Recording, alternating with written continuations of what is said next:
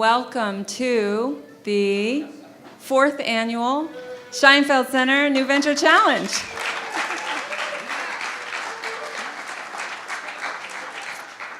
Thank you all so much for being here and taking up a Friday afternoon that's warm and sunny in Santa Barbara. My name is Melissa Marino, and I am the founding director of the Scheinfeld Center. In the last 5 years, the Scheinfeld Center has matured. We now consistently have 200 students enrolled in our ENT courses every semester, and our courses fill up very fast. We are also now the host of significant community and regional services, the Small Business Development Center, which provides one-on-one counseling and coaching to small businesses anywhere in Santa Barbara County at no cost to the client. And many of our student businesses have taken advantage of this service as they matriculate from here to the outside world. This past year, we also became host to the Center for International Trade Development, promoting exports in the region. And we have joined with the State Chancellor's Office in their Doing What Matters campaigns for jobs and the economy. The Scheinfeld Center emphasizes getting students to actually launch a business, either through our hands-on academic program or through our practicum enterprise launch. In addition, we honor our fellow college students in the region and invite them to participate. This year, half of the finalists are from Antioch University, Santa Barbara. We're thrilled to be able to host these students today in our competition, and we thank Antioch for their enthusiastic participation. Following the collegiate competition is a high school competition, and this year we have 3 high schools in the region that made it to the finals that are competing today. The New Venture Challenge is special for a lot of reasons. The first one is our last year's winner, Paolo Thomas. He is from Allen Hancock College, and he's teamed up with SBCC student Cindy Gutierrez to create a company called Fertile Grounds. They began by collecting used coffee grounds around campus, and today they collect the grinds from several coffee house sources, liquefy them, and bottle the product as a coffee-based soil amendment. We are proud to mention that this product is currently on the shelf at Whole Foods. So I'm going to suggest you go out there and buy some today to support a Scheinfeld Center business. It's only $7.99, great for flowers and veggies in your garden, and what a nice Mother's Day gift it would make. Another reason the Scheinfeld Center New Venture Challenge is so special is Justin Connell. He won this competition 2 years ago and has now gone to market with a highly perfected product, Garden on Wheels. At age 22, he's running a $2 million company. You should clap for that, too.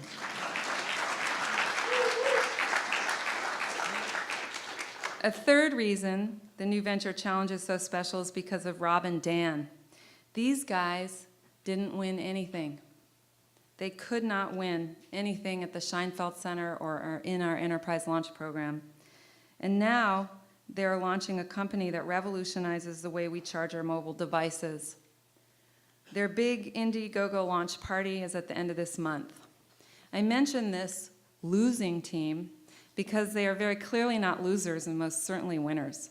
They too are running a $2 million company, but wouldn't have started this if it weren't for the New Venture Challenge and the Scheinfeld Center programs.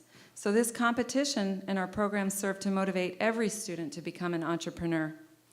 We have an esteemed and experienced panel of judges that I'll introduce to you in a moment, but their choices today do not mean that the other students will go home with nothing. To the contrary, every student today will go home rich with the spirit of entrepreneurship.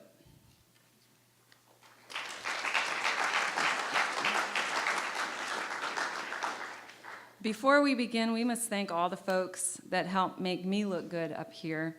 And if you are on this list or part of this list, please stand up for a warm round of applause.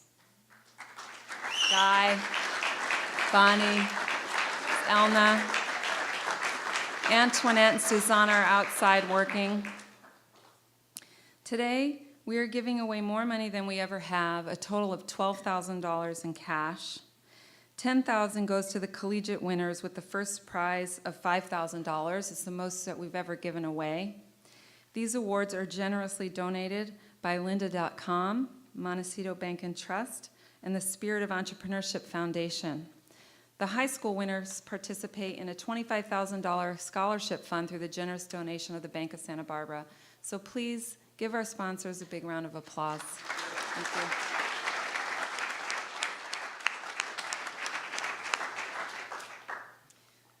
Finally, before we get started, I'd like to introduce our collegiate judges. We have a wealth of experience here, and their full bios are in the program. And it's such an honor to have you here before us today and to offer your time with our students. It means so much. We have Kathy Odell with Nutra Health Partners, and if you have room, can you all three stand? Linda Weinman from lynda.com, and Chris Morales from Montecito Bank and Trust.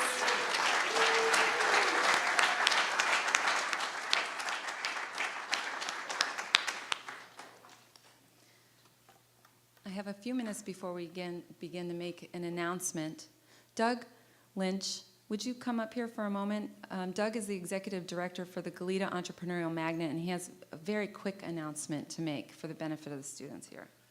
Hi, I'm also the one that graded all of the business plans, so if you didn't get in the finals, you have me to blame. So it was a hard choice. But I'm also executive director of the Goleta Entrepreneurial Magnet. We're opening next week out in Goleta, and this summer we're going to be hosting a summer accelerator program that you can apply for online at GoletaEntrepreneurs.com. We're accepting 6 to 8 teams. There'll be up to about $8,000 in funding per team for the summer. The majority of the team needs to be available all summer long. We'll provide you with mentors, advisors, workshops, and it'll end in after Labor Day to a pitch to local VCs and investors. So if you're interested, we have a few cards here, but you can go to our website, GoletaEntrepreneurs.com, and apply online, and hope to see some of you there. Thank you. Thank you, Doug.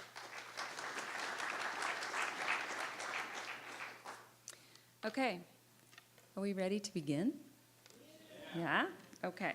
So here's how this works. We're going to be running a very tight ship. Each team has 8 minutes to pitch. When the buzzer sounds, you must finish your sentence, or I will drag you off the stage. We immediately turn to the judges, and the judges have 2 minutes for questions. 2 minutes generally gives each judge 1 question, so we ask that the judges cooperate with each other. You might wonder where all that sand comes from in my face. Well, it's what I like to call the sand face syndrome. It occurs when one tries to do a yoga pose like the one you see on that photo on the beach. You can imagine. But the sand in your face is not the only issue. Also, yoga requires a soft and firm surface to be practiced. So beaches, as well as park lawns, and even carpets at home are not right, especially if you care about your yoga session. And you all know that outdoor exercise has become increasingly popular.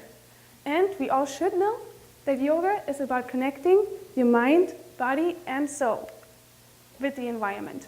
But there simply hasn't been a solution out there to connect the two until now.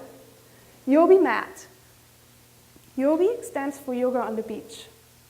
And it's the answer to yogis' prayers and those that want to try yoga. According to the Yoga Journal, 44% of people that haven't practiced it, they want to try it. And this mat might be that changing aspect. So what does it do and how does it work? Well, it consists of 2 panels made from high-quality plywood that go with you wherever you want to go and provide that solid ground that you need. On top, you can attach an eco-friendly and high-quality mat. So let me show you. This is our second prototype. As you see, the panels fold in half, and it's easy to be carried with the handles. So once you're on the beach, you can simply fold it out and lay it down. And simply move and attach. And that's it. So there's no product out there with these features. The only competition is regular yoga mats, and they just don't fill the needs. Also, we care about being sustainable, and we want to make our product completely sustainable as well as our business from top to bottom. So we will target women from 20 to 34 because they make up the biggest portion of yoga practitioners. There's over 10,000 in Santa Barbara alone, and market validation has shown that half of them want to buy our product. As a matter of fact, we already have 2 pre-orders. The potential is huge because the yoga industry has been booming. In the last 5 years, the growth has shown to be 87%. 27 billion are spent annually on yoga classes and products. So how do we spread the word about the mat? Well, we want to be everywhere. It's all about top of mind and about word of mouth, especially in a community like Santa Barbara. We will offer yoga classes on the beach together with an instructor, where students will be able to try the mats and purchase them at a 10% discount. We will be at events everywhere that fit our strategy, such as Open Street Santa Barbara, who is all about promoting outdoor activity. As you see on the photo, people are practicing yoga on the asphalt, although the beach is right behind them, and we will change that. Also, we will demonstrate the mat at Sunday Art Walk, as well as Lucidity Festival, which is just the magnet for our target market. That's just the highlights. Online will be a big focus for us as well, especially through a comprehensive marketing plan for Facebook and the making of some YouTube videos showing the yogi together with a well-known yoga instructor and spreading it on our social media sites. We will create a website with WordPress, as it has shown to be one of the best platforms for search engine optimization, and we will have Google AdWords and Facebook advertising. Lastly, for our PR, we will be working with The Independent, the Montecito Journal, and other outlets, as I have personal connections with them, being a co-founder of a very successful event as well. We will spread the word also online everywhere at yoga forums and blogs. So the mats will initially be made by a very experienced local carpenter who has worked with very high-end clients. Eventually, it will be produced by a larger manufacturer. His turnaround time is a quick 1 week, and we will sell directly to the customer at those events, as well as classes and online. The mats cost $60 a piece to make and will be resold at $119 a piece. So compare that to a popular yoga brand mat, where the mat alone costs $100 and doesn't offer the features our mat does. We will be able to break even in month 2 at 21 units sold. Yes! Our net profit is to be estimated at $27,125 in year 1.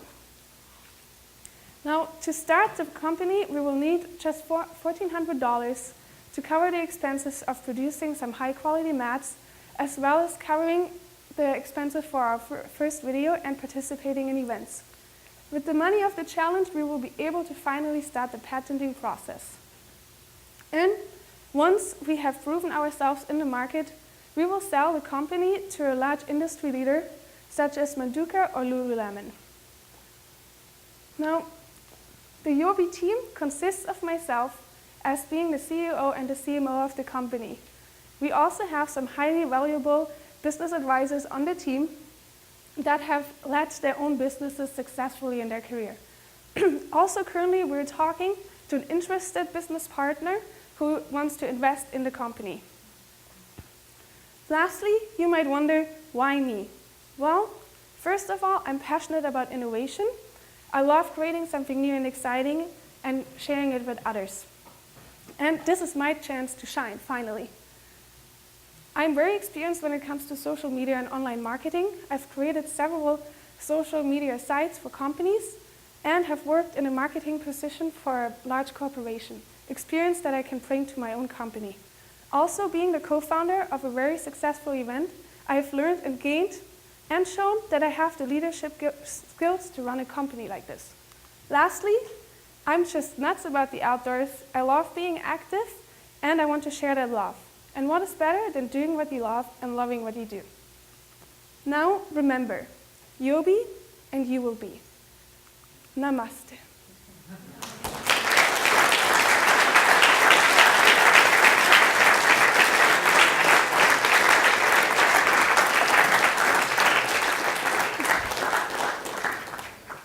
Questions? Hi, great presentation. And my question is about the weight of your product and if you've tried to figure out lightweight alternatives and why you settled on plywood. And if you could just talk about the weight aspect. So, yes, actually, this is not plywood yet. Plywood will be probably half the weight of the material that I'm using right now.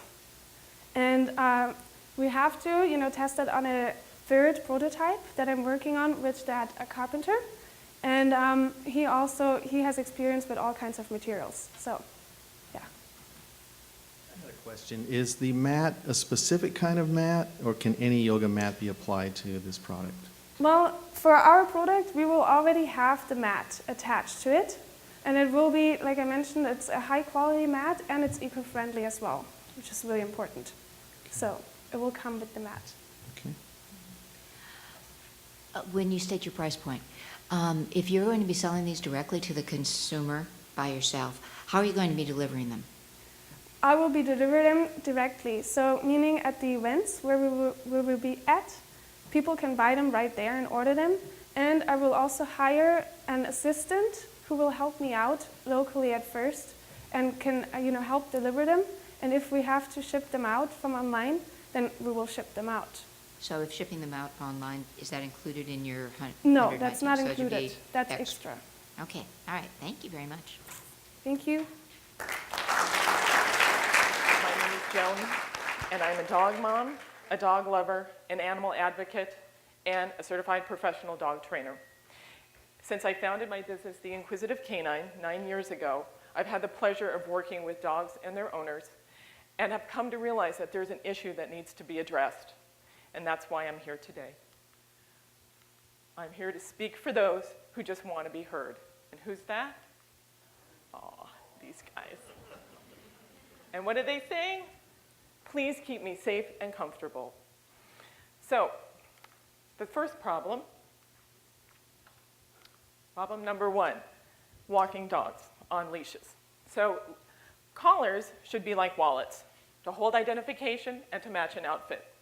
Whenever you put a leash on a collar and the collar tightens, the American Veterinary Medical Association, as well as the American Veterinary Society of Animal Behavior, have confirmed every time a collar tightens, there's an increased risk of injury, as well as behavioral issues, such as fear and aggression. So what's the logical solution is to put it on a harness, right? Well, therein lies problem number two. Oops. And going back, these collars, can actually make those symptoms that I talked about earlier even worse, the problems. So, problem number two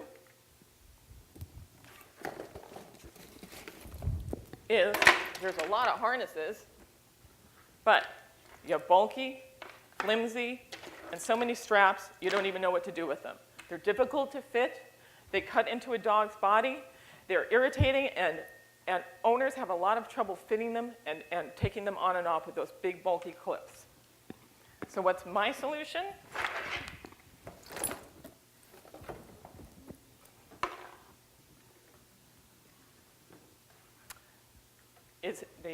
I didn't finish my problem number two. Some owners want harnesses that clip on the front, some want on the back, and some want both. But again, these show that they're complicated to use. There are multiple straps that cut into the dog, and the bulky clips are hard for people to work with. So my solution is a multifunctional harness made of sustainable material that is dog-friendly and human-friendly and environmentally friendly. It gives the option for attaching the leash to the front and to the back, as well as if you would like to attach your dog and clip him into the car so he doesn't end up being a projectile. The fabric, this is our first prototype. We are already working on our second prototype. but there's no bulky clips. It conforms to the dog's body. The fabric is going to be sustainable and moves with the dog's body, so it's comfortable for them. And it's easy to adjust. Stay. So my market analysis. As of 2013, there were 83.3 million dogs in the United States, with 57 million homes owning at least one dog. As for spending habits, last year alone, over $13 billion just on pet products. This doesn't include veterinary care or food.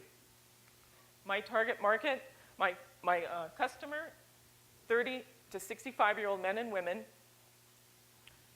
And in Santa Barbara City alone, there's over 40,000. Financial highlights. It will retail, my multifunctional harness will retail for $59.95. Cost to produce is $30. And at a very, very, very conservative number, $6,400 the first year, with a break-even point at 6 months. Startup cost, $10,000. The Inquisitive Canine will put $5,000, and hopefully today I will get another $5,000 to start. Money will be put towards mostly research and development to start to make sure that the fabrics and the harnesses are tested on a variety of sizes of dogs in a variety of situations to make sure everybody's safe. Exit strategy includes being open to either selling or licensing with a like-minded company. Customer validation. I sent out a survey and received 110 responses from from my newsletter list, and there's 80% that are interested, 20% are interested in pre-ordering, 84% of them are dog owners, and both like to shop online and in brick and mortars, and many of them both. Marketing. That is my current website. That is the Inquisitive Canine website. I'm established LLC. I have established social media sites already. We have our Inquisitive Canine Facebook page with over 1,400 likes, Twitter account with over 1,400 followers. I'm on the other social media sites as well, and a doggy blog and a newsletter. I've also produced a dog training game. Back in 2009, I've designed and produced a dog training game that I sell off my site, so I have a shopping cart set up. I'm already on Amazon, and the digital form is in iTunes. I also I have my products in brick and mortars already. I've attended, this is a big trade show for the pet product industry, which I've already attended, and I would definitely take this harness there again. It was a successful event. I'm also involved with many of the local animal advocacy groups, as well as dog clubs and dog training groups. So I would market and sell with them as well. Production and distribution. This is our local seamstress here in Santa Barbara. So we will produce here locally until the numbers get big enough to go into a bigger manufacturing plant. I would sell business to consumer directly here at local events, as well as online, and pet supply places and just pet product distributors. I have a great team of folks and advisors, including business coaches, website development and website marketing, research and development, legal, and of course, financial advisors. And the Scheinfeld Center, and of course, SCORE. So why invest with us? I'm a certified trainer. I've been an LLC for over 9 years, and I have been working with our target customer for that long, with the dogs, with the owners, and I know exactly what they want. I've been talking about this for years, and I'm finally able to bring it to fruition, and I'm so passionate about it. And that's why I hope you decide to vote me best in show. Thank you.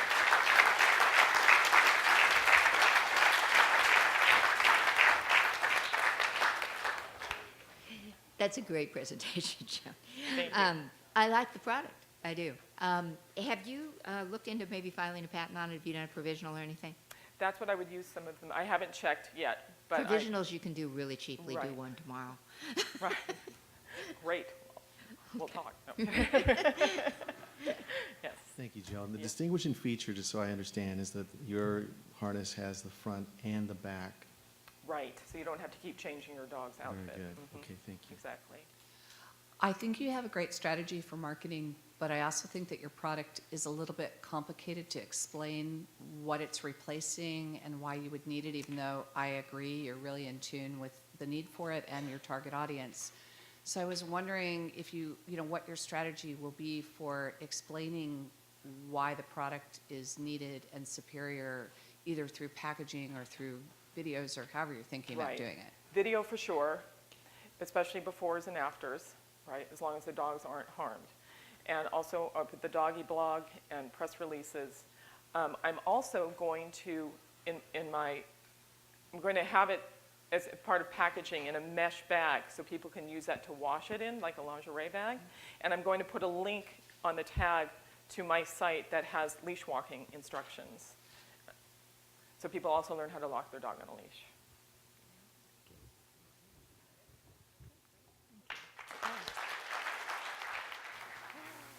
Hi, my name is Matthew Monaco. I'm owner of Jean Louise Incorporated, and it is a chef brand name, and is based off of a five-star chef based out of Park City, Utah, originally from Normandy, France, and he happens to be my father and my main business partner.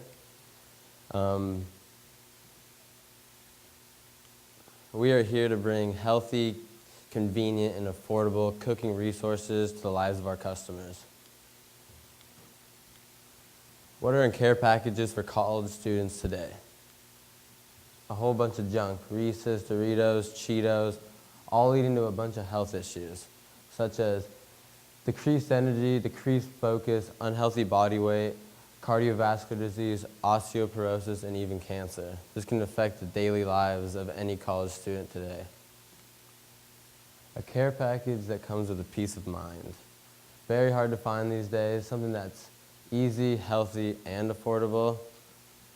Here we have a fresh organic spinach salad with fresh shrimp. It's an easy and healthy meal to make, but not so affordable for the normal college student.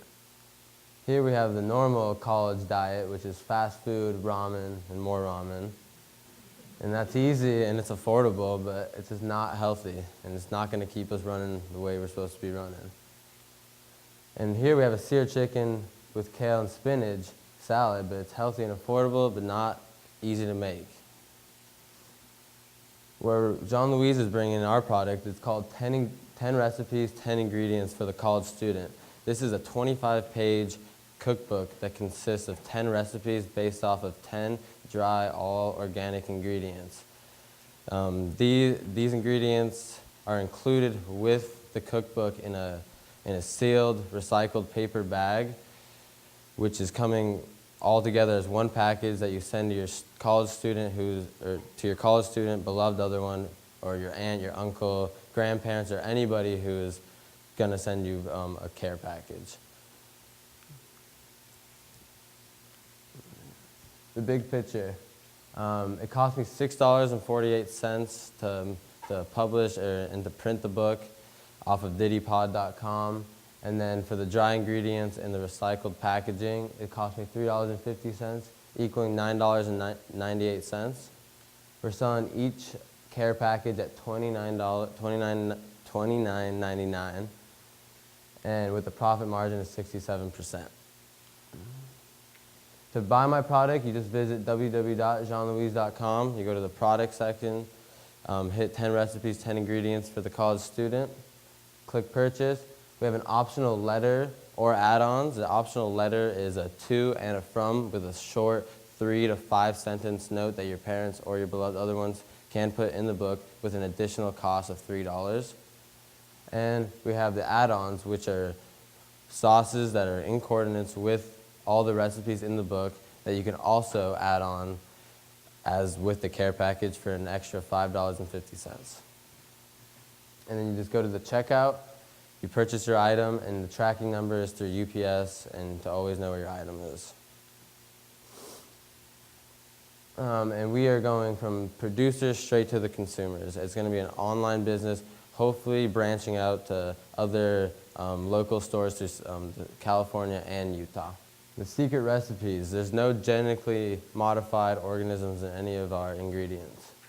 All recipes are constructed by five-star chef Jean Louise, so you know you're going to be eating good if you get this as a care package. And the ingredients plus the cookbook make it for a very convenient, easy meal to make.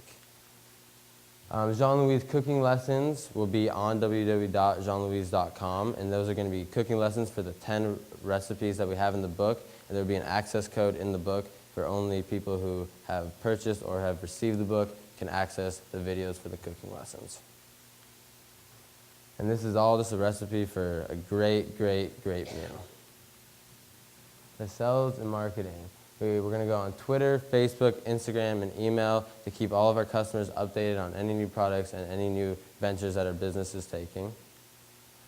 With our website, we'll be mostly selling online, and then also hopefully local source through Utah and California. And we're shipping through UPS.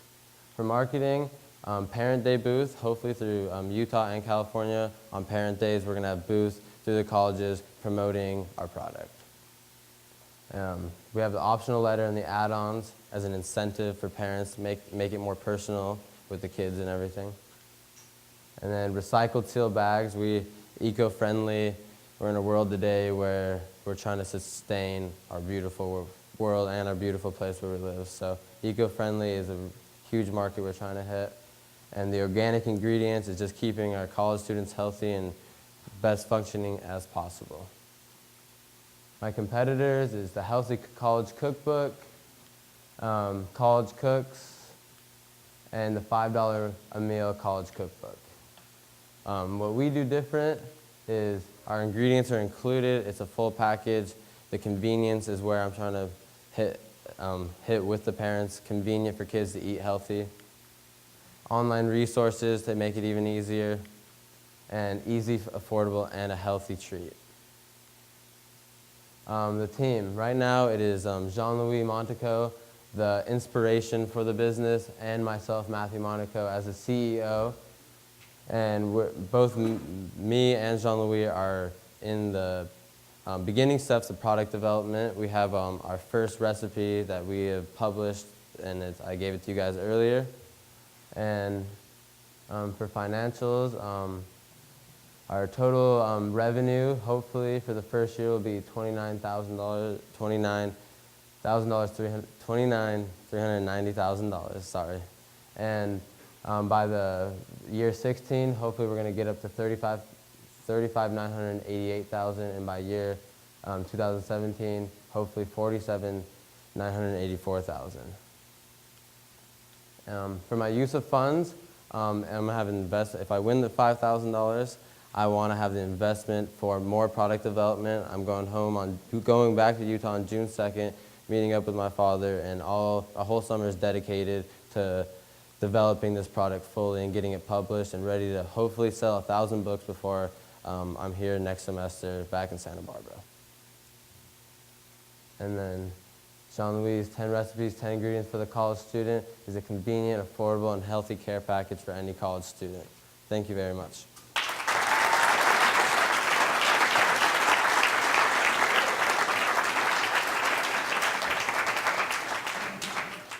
I think there's a big need for what you're doing.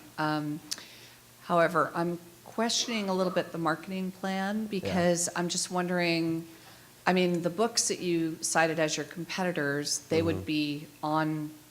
Searchable on Amazon or found in a large marketplace. So your idea of marketing through social media, I just don't know why anybody would find out about you, whereas the presenter before has a following and has an established practice. And so I'm just wondering what you would do to gain visibility, not so much to distribute, the links to yourself, but to gain visibility. So to gain visibility, my main demographic I'm hitting is the parents of the college students, and I want to hit parent days through colleges through Utah and California because I do have connections with the dean at the University of Utah and the Weber State University.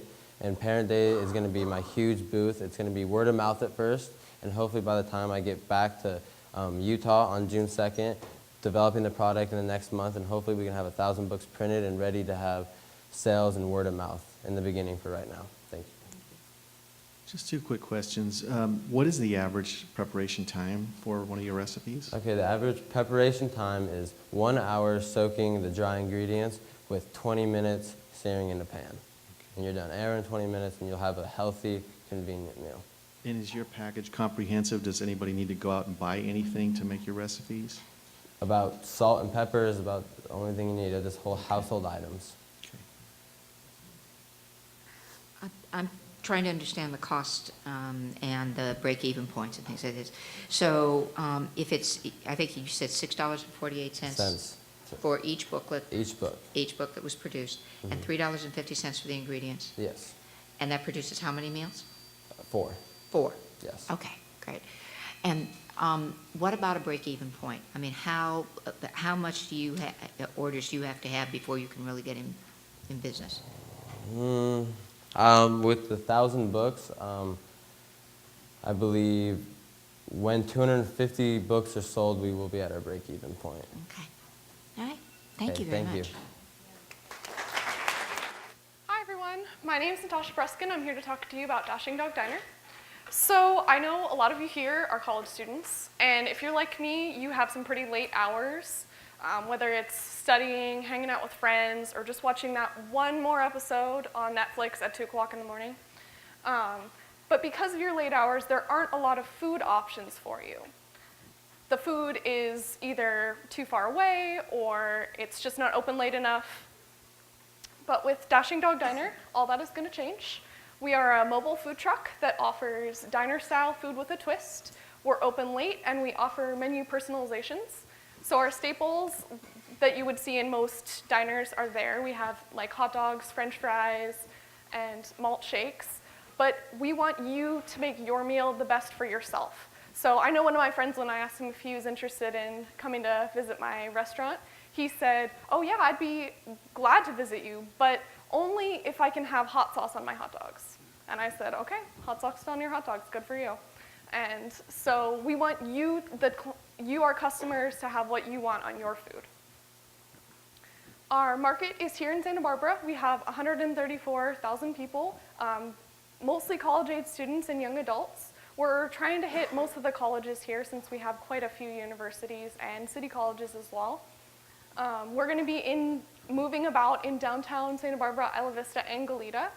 And in an initial survey, 80% said they would be interested in our products. The other 20% said they'd be interested if we added more to our menu, which is something we're looking towards doing in the future, but we wanted to start really simple. We're going to be reaching our audience through social marketing, especially because we're mobile. We need people to know where we are.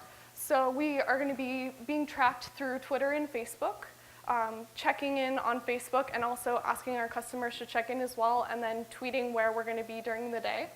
We want to get food bloggers involved, spreading word of mouth, ourselves and others, to share their unique combinations, so what they put on their hamburgers, french fries, salads, and telling us what they want more of.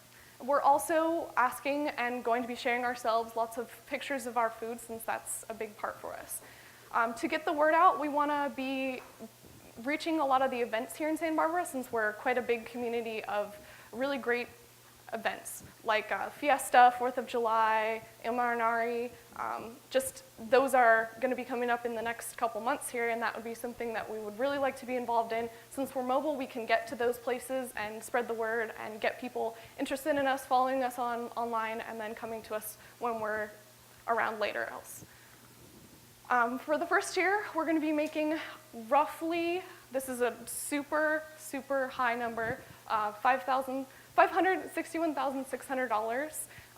It seems really high, but in comparison to the over $100 billion that the United States spends on fast food, it may not be quite so far off as we think it is. Our break-even point is in month 5.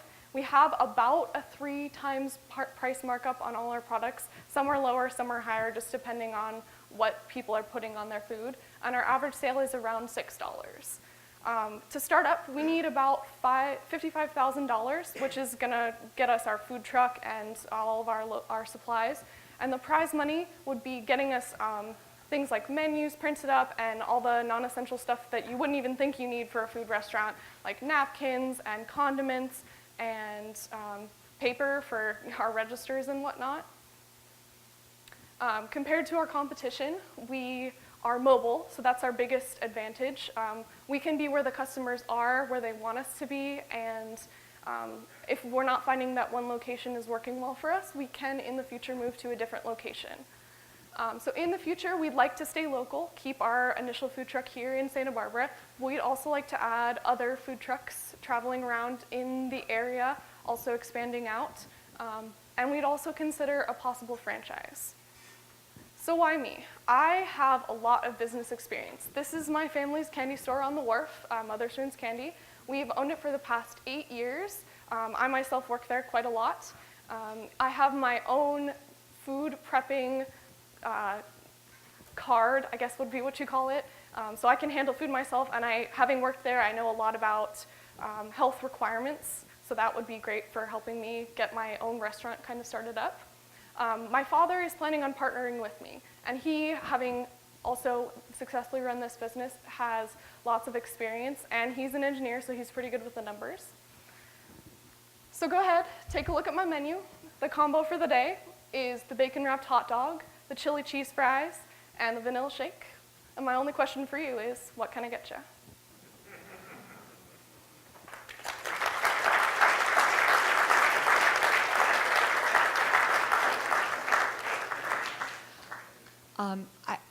Another great presentation. I was curious how you arrived at your revenue number and if you have done research into other food trucks to see if that is the type of revenue that they generate. I did do a little research. It was really hard to find some numbers on other food trucks. Nobody wanted to tell me what they were making. But I arrived at my number by taking the amount of people in Santa Barbara that my target audience fit, multiplying it by 6, and then subtracting a few for because obviously not everybody I target is going to be coming in, but also my number is so high, I think, because I don't have as much overhead with rent, so that's saving me a lot of money, and I'm not spending as much on that, and I can be where my customers are, so I can move if I'm not making money in one spot. Thank you. And as far as as I understand, your differentiating point would be your late night crowd. Mm-hmm. Is there anything else you build into your business that would keep you unique from competition kind of impinging on your traffic? Yeah, I want to keep my menu something that people want. So if what I'm offering isn't what people are interested in, I'd be glad to switch it out for something that they're more interested in. Have you checked into what permits are necessary to operate the truck here in Santa Barbara? A little bit. The two biggest are that I have to park in places that are within a few miles of a restroom, and I also have to talk to business owners if I want to park in their lots. But public parking is something I'm allowed to do. So if it's a public lot, I'm allowed to park there. What about health department certification? I have to have my own, my kitchen, so my kitchen has to be clean. I can cook my food elsewhere as long as it's safety prepped by the health department, and then I'm basically, as long as I get their approval with all the things, it's about staying ahead of them, so knowing that they are, what rules they're going to cause are going to be the biggest thing. Okay, thank you very much. You're welcome. Hello, my name is Donnie. I'm the CEO and founder of Releash. I'm a full-time student athlete here at the City College. I'm very business driven, and I will do anything to make my company successful. Hi everyone, my name is Paige. I've been working since I was 14, and I've learned that hard work pays off. I am driven and committed to doing whatever it takes to make Releash a successful company. All right, so there's a huge problem worldwide for surfers and stand-up paddleboarders, and that is the surf leash. As you can see, while boards, fins, and wetsuits continue to reach new performance heights, the leash, after 41 years of slow evolution, is still a work in progress. So these problems are, there's the tangle. This can be extremely hazardous, as people have sadly drowned from these incidents. Next is the drag. This can be very inconvenient, and it can also affect your performance while you're out on the water. There's also the problem where it can get caught on rocks and seaweed. As you can see, it's very highly frustrating, and it is prone to injuries as well. So the solution is Releash. It's a retractable surfboard leash. As you can see, we've come up with a unique way to firmly mount it on the back of your board. It retracts to the length necessary, so there's no tangle. In our CAD, we have a way that we're going to have a quick release. If you happen to get caught or tangled, you can release yourself for maximum safety as well. So that is the solution for us. All right, and we have 3 main competitors for this product. First is the standard leash. We also have the tangle-free leash, and we have the quick release. As you can see from this graph, there's 4 main selection criteria for the leash: tangle-free, retractable, easy storage, and quick release for maximum safety. We are the only leash that hits all 4 of these points, making us the best product on the market, and we will literally surf past the competition. So we have 3 target markets for this product. First, we have the kids. This is especially high in demand by their parents because it's safe and it's easy. Next, we have the older generation surfers. Out of many surveys we've taken, they want comfort and convenience, and that's exactly what we're going to give them. And finally is just the casual surfer. The casual surfer. This is our highest market sector. It's safe, easy, convenient. It's going to be the new thing, and everyone's going to want to buy one. Thank you, Johnny. In the startup phase, our strategy is focused on getting the product known. Since the majority of our target market are casual surfers between the ages of 15 and 40, we will be using the internet and social media to target this market. You can currently like our Facebook page or follow us on Instagram. As you can see, we have over 1,400 Instagram followers that we acquired in as little as 5 days, and by spending $0 on marketing. So just imagine what we can do with a little bit of funding. Nearly 500,000 people attend the U.S. Open of Surfing in Huntington Beach. We will be using this opportunity to create brand awareness by handing out merchandise and by giving professional surfers a releash. Because when the pros talk, people listen. All right, as we've done research for the pricing of our product, you can see that they can sell for $39.99. This next leash is priced at $39.95, and this leash is priced at $51.95. It's nothing special, and you can still see it has great reviews. Our product will be competitively priced at $49.95, so when someone's going to buy their next leash, they're going to be thinking about the releash. So you've seen our business plan, you've seen the graphs, you've seen the numbers, but this is what you need to know. In 2014, we're going to be selling 1,500 units at a retail price of $49.95. The revenue to release will be $25. Our cost per unit on the surfboard is $7, making our gross margin $18, which is a high 72%. In 2016, we'll be estimated to sell 160,000 units, making a total revenue of over $4 million and a profit of over $500,000. So, with the use of funds, after winning this new venture challenge, winning our e-launch competition in 2 weeks, and getting an angel investor, which we have in this room, we're going to use these funds for product manufacturing our first run of 500 units. We're going to have a social media campaign starting in Southern California to spread the word of our product. And you can see we're going to have 4 months of losses, but that's initial setup, manufacturing, so our business can take off and be successful. So, why should we win? As you know, it's every entrepreneur's dream to have a product that has no competition. You can control the price and profit of your product, and that's exactly what we're going to do. Also, every great product needs a great team, and we have just that winning team to do so. Also, we have a very low startup cost, so we can get to market as soon as possible. So judges, in conclusion, we need your vote today to launch this company because we can't do it without you. So Linda, Chris, and Kathy, we need your vote. It's time to rethink the leash. Think releash.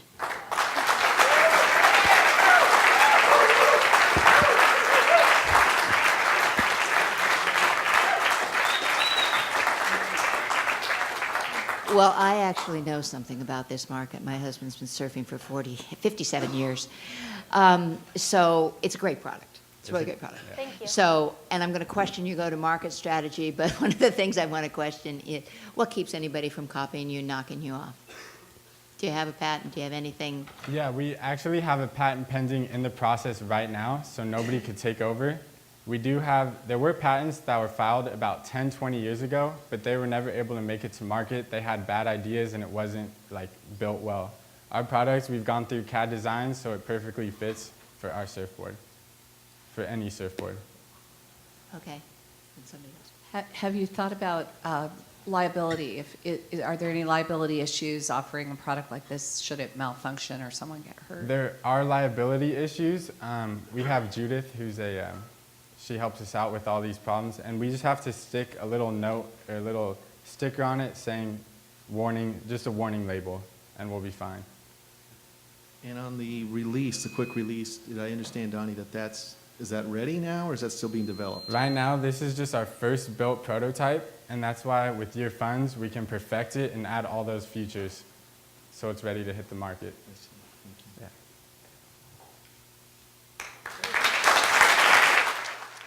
Hello, my name is Adele DeBatz, and my business is Goddess Moto. Goddess Moto is a startup e-commerce motorcycle clothing line for women, and we incorporate high-quality, lightweight textile materials in our jackets and armor. In mythology, goddesses are usually accompanied by a noble creature, and so throughout this presentation and Goddess Moto clothing, we will carry an owl. There will be an owl with every woman consumer. We also choose the owl because it is an archetype for wisdom and intelligence, which riders need to ride safely. When I first started riding motorcycles this past year, I was very excited. However, when I went to go find a protective jacket, I wasn't so excited. These are my competitors right now. And I don't know about you ladies, but I'm not very crazy about pink all the time. And this applique that is on most jackets personally makes my eyes hurt. So not only did they not capture my personal style, but they also did not work on the bike. The neck would be too high, the Under Armour would be too tight or too big, and sorry, I'm really nervous. and I am not alone. According to the latest survey from the Motorcycle Industry Council, there are about 67% of women are saying that the industry doesn't fully understand them. My only alternative was leather, because it is stylish and protective, but as you can see from the recent heat wave, leather can be completely uncomfortable on hot days. But Goddess Moto can solve that problem. Our mission is to bring stylish and fun motorcycle clothing for the inner goddess in every woman. Initially, Goddess Moto will sell jackets and armor that is stylish and comfortable for a woman's body.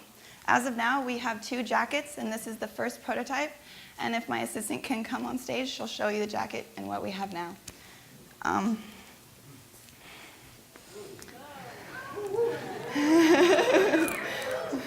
So as you can see, we have the logo on the back and our name on the belt, so everyone knows what it is. And also I included our material and the typical material of our motorcycle, of my competitors' motorcycle jackets, so you can feel the difference. And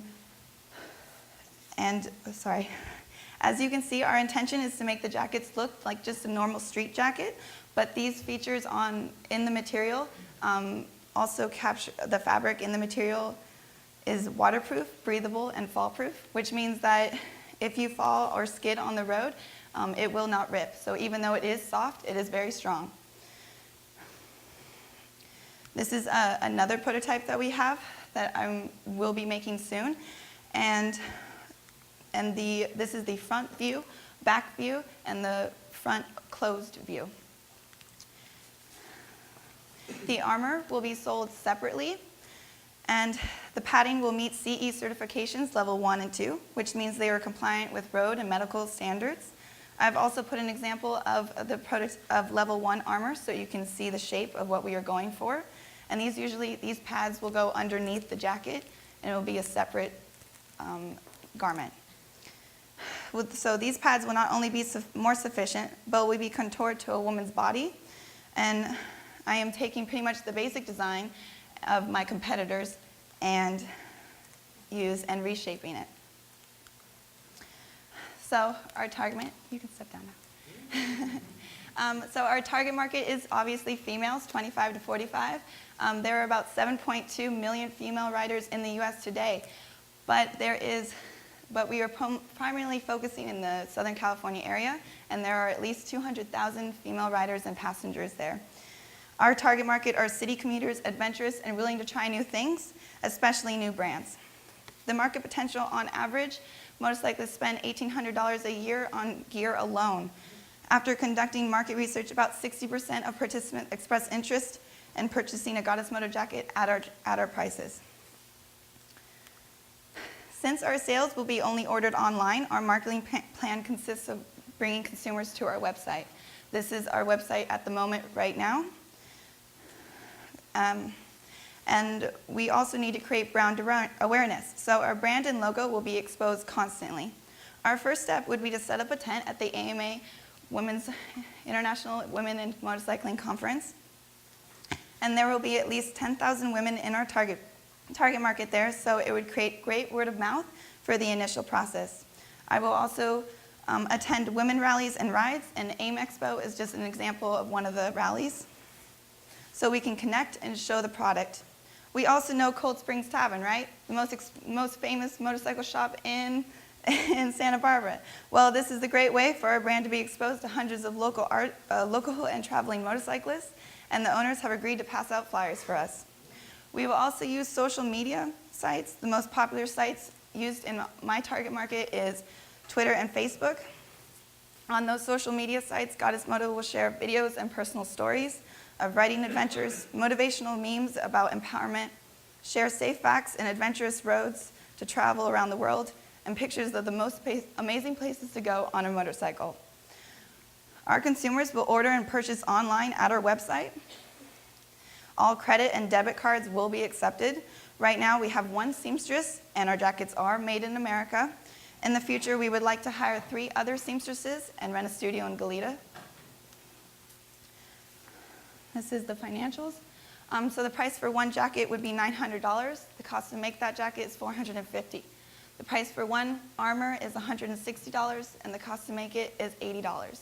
The net profit for the first year is $98,649, and our break-even point is in 5 months. So we would need to sell 42 units to break even. Now, before every venture, as riders, we always check out our team, or check our bike first. So let's check out the Goddess Moto team. As CEO, I will take part in all the decision-making. My responsibilities include sales, marketing, and designing the jackets. I have an associate's degree in marketing at SBCC right here, and I'm currently gaining my bachelor's degree in communication and media at Antioch University. To keep the wheels turning, my accountant will make sure that Frank Keenan will make sure I'm on track with my budget, and my co-designer, Michael Meza, and my graphic designer, David Kilmer, are the ones that help me steer Goddess Moto in the right direction.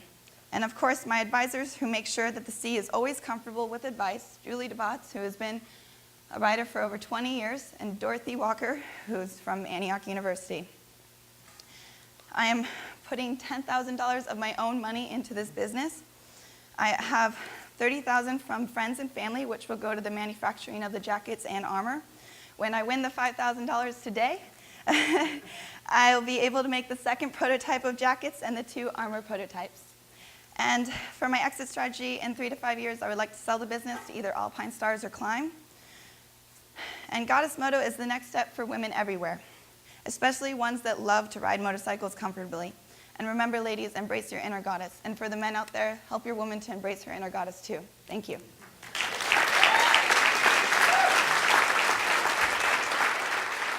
If you hadn't said how nervous you were, it wasn't that obvious. Okay, so good job. And I guess my question would be, how long does it take to manufacture one of the jackets at this point? And when you were talking about your profit and making 42, I'm just sort of wondering how long it would take physically to manufacture 42 jackets. Right. Right now, we are trying to go, we can make a jacket every week, but we would need the 4 seamstresses to make 42 units by then. So that's why I need. Okay, great. Adele, thank you very much. Can you tell us about the availability of this material that you're using? How easy We is that? have very close connections. It is from overseas, but it does not take very long because we do have connections overseas that can send it right away. And so I'm not certain that I was clear. So are these jackets custom made? Do people order them to fit? No, not the jackets per se, but the Under Armour will Okay, be the Under custom Armour. made because every woman is different around the shoulders and elbows and the chest. So that one will be custom made. But the jackets will range from small to large. And the competitive jackets you showed in the beginning, are those just standard or are they also somewhat custom made? No, they are the standard. Okay. Thank you very much. I'm Tom Garnett. I'm the founder of Monocool. But first, let's talk about reading glasses. Americans spend over almost $500 million a year on reading glasses. There's over 50 million in my target audience, adults between the ages of 35 and 60. But that's not to say I only sell to that category of people, of course. We're talking about not replacing your reading glasses, but augmenting them. What happens when you're going out? Okay, they're on your head, got the crazy uncle look going on, falling out of your shirt pocket. Oh, here they're hanging right here. Yeah, I need reading glasses. There they are, right there for everybody to see all the time. Or you go commando without your reading glasses, because typically that you get by okay, until you're not, then you need them. So my solution is, of course, the Monocool. The Monocool is a 21st century reboot of the classic monocle. It's not a fashion statement, it's a tool. It's not to replace your reading glasses. Again, it's for when you're out and about, going to the movie, maybe your Match.com date, your concert, need to look at your concert ticket. You go from kind of 0 to hero. What makes it special? Well, frankly, the name. I kind of was having a reading glasses crisis, not having them when I needed them, having them everywhere when I didn't. And I just thought, where's a monocle? I went online just about 3 years ago searching for them. There weren't any monocles available online. Doing a little wordplay, I thought monocle, monocool, monocool. Anyways, there was no monocool either, so I contacted a good friend of mine. We'll talk about that later and lock that down. What makes it unique is the O-ring technology. I have a natural rubber O-ring frame. It's durable, it's lightweight, it's affordable. The rubber ring helps grip your eye socket, and it is designed and will be made here in Santa Barbara. Business model, I'm going with the $19.99 sell price. I'm going to sell them for $10 to my retailers, and I'm going to sell them for $20 online.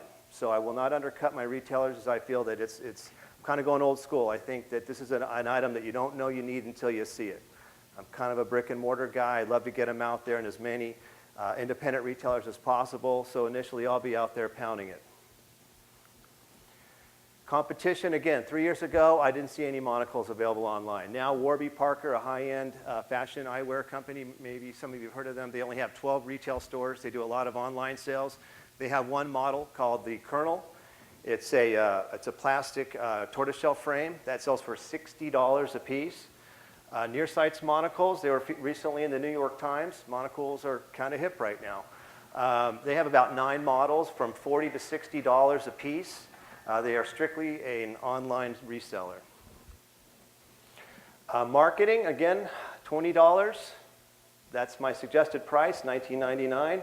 Again, I'm looking for independent resellers. I'm going to set them up with a custom wood rack that I'm working with.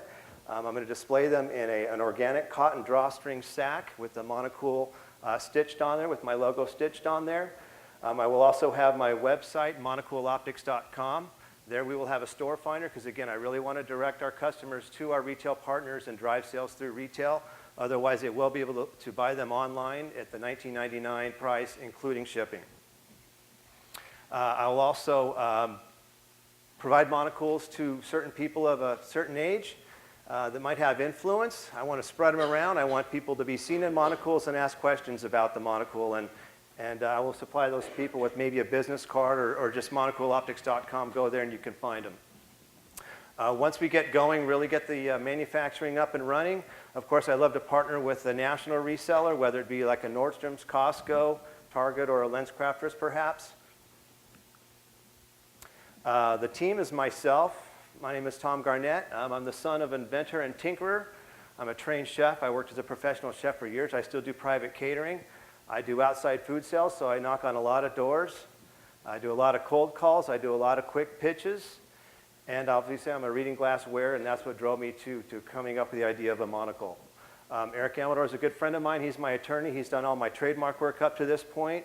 He's working on our design patents. He'll do all our vendor contracts and company ownership profiles. Dave Walters, he's my graphic designer. He's here with the Walters Group in town. He did a great job with my PowerPoint and my logo. Thank you, Dave. He will handling all the branding, all the web design and marketing materials and sales support. And Dan Naus, he's the owner of Goleta Valley Optical. He's been great. He's been my technical advisor. He's made my prototypes and given me a lot of good input on the product. So projections, we believe that monocle sales could just be exponential. Our year one sales goals, it seems ambitious, but I think with some traction, maybe the right radio show host or the right Food Network chef, we could sell 10,000 units, providing a $50,000 net profit in the first year. By the end of the second year, we'd like to be selling 100,000 units, generating $50,000 net profit. That depends on how it's sold. Internet sales generates a higher profit margin. And that would take, again, the increased visibility, maybe some celebrity placements, and one major retailer. And due to the way the monocle is made, it's an on-demand manufacturing. It's a very light labor, not a lot of tooling involved. As a matter of fact, my kids will be my first assemblers. We will pay as we go. As we sell monocles, we will build monocles, and we will sell monocles. So remember, when you go out, so the funds, I've invested personally over $2,000 in my trademarks, in the prototypes.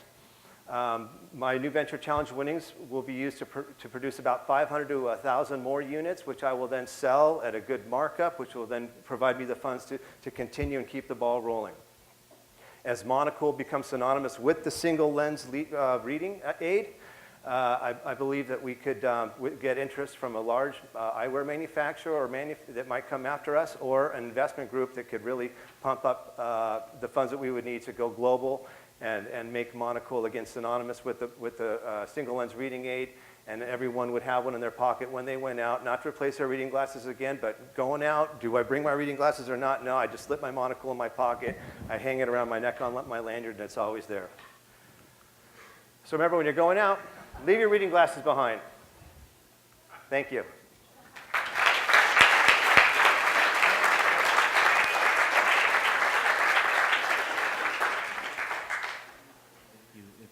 If your product takes off, are you prepared? Do you have plans to go into different ends, like high-end, designer, prescription? Good question. So right now, the one that I make is the Monocle Classic. It's with the rubber O-ring frame. It's a 2-power reader. Dan Naus with Goleta Optical said that would cover the most bases. Again, it's not meant to wear around all day. It's not to replace your reading glasses. It's to look at the iPhone, look at the guest check. So really, it's a quick reading aid device. Some people might even prefer to just hold their fingers and use it as a magnifying glass. But yes, indeed, I would definitely consider ramping it up and going to the Monocle Elite and the Monocle Baroness. So that you just answered one of my questions, and that's a 2-power reader. And how much of the market do you think you can really cover with that? I mean, what I'm thinking about is your minimum economic order quantities for in lenses. So in quantity, okay, I'm sorry. So Well, yeah, I mean, if what is my cost? Well, no, in other words, to me, when I'm thinking about it, I'm thinking, okay, when I go in to look at the different reader glasses that you can buy in the store or something like that, they go over much more than just 2-power. They do. Yeah, and so how much the market could be covered by that, and are you going to be able to then get enough lenses at a good economic order quantity to make enough money? So I was told that if I'm ordering lenses by the 1,000, I could get them for about $1.25 a piece. And I would add different magnifiers, but again, it's not meant to be something that you wear constantly. It's again the quick look, and a 2-power initially is what I'm going to go with. Okay. But I would definitely add other powers as the market dictated. Do you have any experience wholesaling into retail, and what is your go-to-market strategy for getting distribution? Go-to-market strategy, new car with the monocle wrap around it, having a lot of monocles in my car, and just going to quality retailers. I've sold high-end natural foods, so Pierre Lafond, up and down State Street, and then just grow geographically. But I'm really thinking about face-to-face initially, and then when Johnny Depp pulls one out at the Oscars and puts one in his eye, I think I'll be going from there. Thank you. My name is Matt Meyer, and I'm going to present you today ParkTick Ticketless. How many in this audience has ever seen this green envelope saying parking ticket in your windshield? Raise your hand. It's a good amount. It can ruin anyone's day seeing that in your windshield. And it's probably one of the most common causes of anger among people. Whoa, what are you doing? Just doing my job. No, but I'm just 5 minutes late. Nothing to do about it. It's already in the system, sir. As you can see. Now, there's been many great and creative solutions to this problem. One, why not remove the window wipers? Where are they going to put the ticket?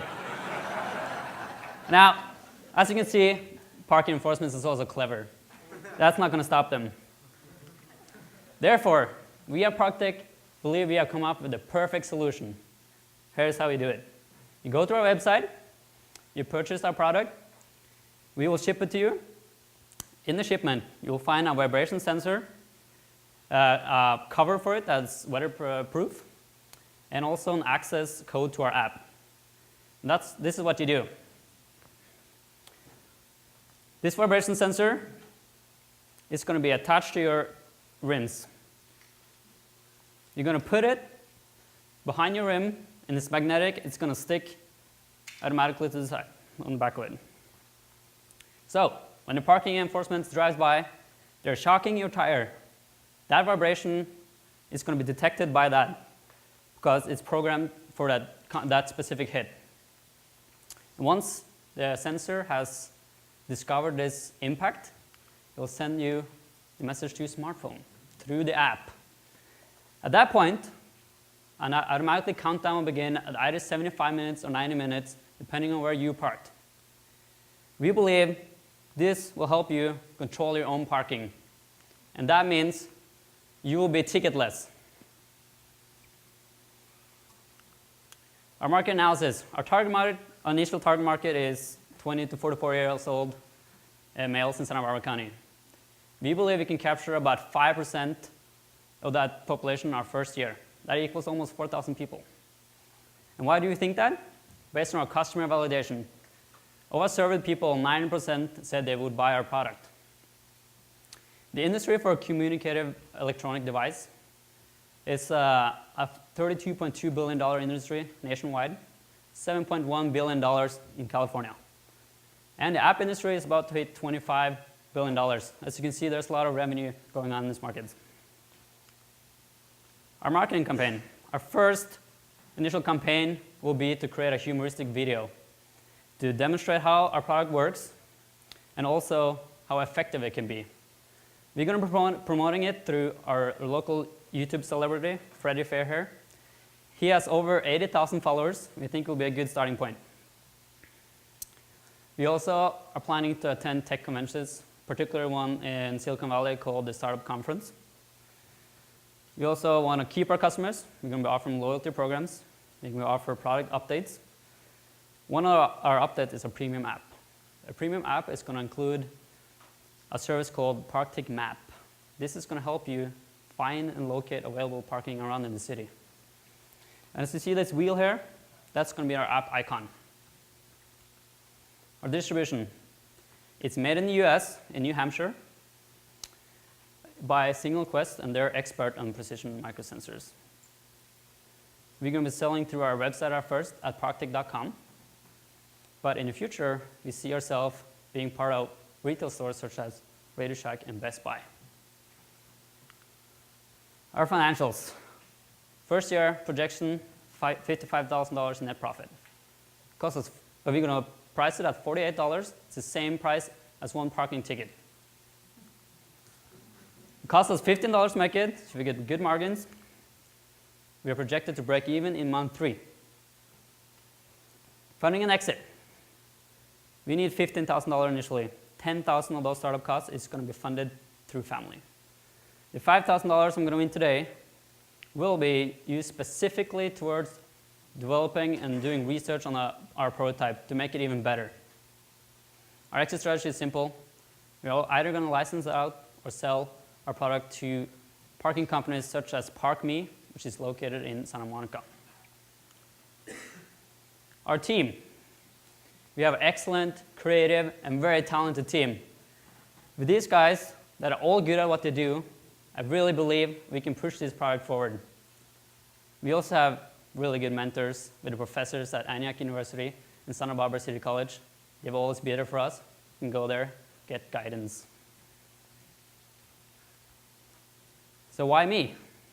With over 22 million registered cars in California, I think I can help a lot of people save a lot of money. I'm a dedicated entrepreneur.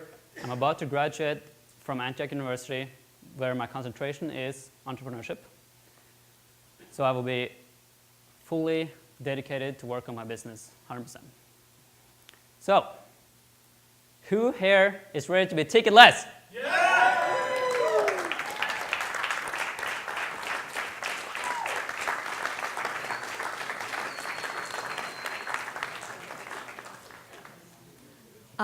Fantastic idea. I'm curious how the sensor is going to differentiate, one, between a chalk mark and any other kind of vibration, and two, how it's going to know the limit of the parking space. So just because you know when somebody, puts a mark on your tire doesn't necessarily inform you about how long you have. Good question.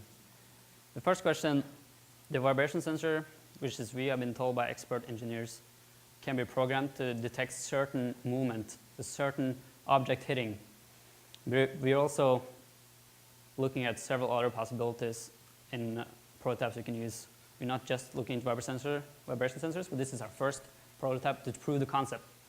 Secondly, the timing. This is going to be an option in the app. So you yourself, the user, kind of have to pay attention where you park. So when the alert comes, it shows up two options. And you either push 90 minutes or 75. Interesting idea. Now, how about on the technology side for law enforcement, where sometimes they don't use chalk to mark the tires? This is specifically for right now in the street marking in these downtown areas where that's the problem with parking. Now, parking enforcement is working on several technologies, and so are we. We are going to be there to counter them when they try something.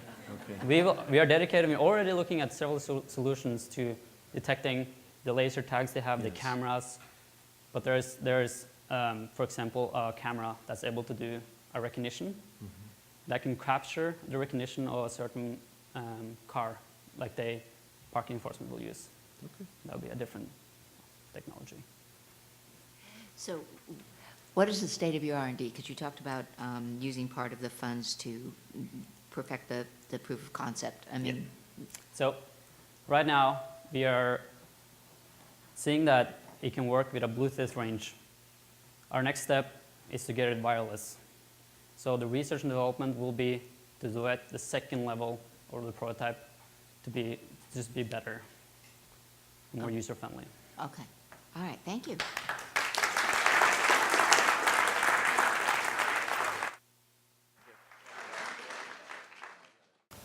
Good afternoon. My name is Jesse Shepard, and I am the founder of Phoenix Sunglasses. I spent the last 5 years of my life repairing military optics in the United States Marine Corps. Additionally, I'm studying accounting right here at Santa Barbara City College.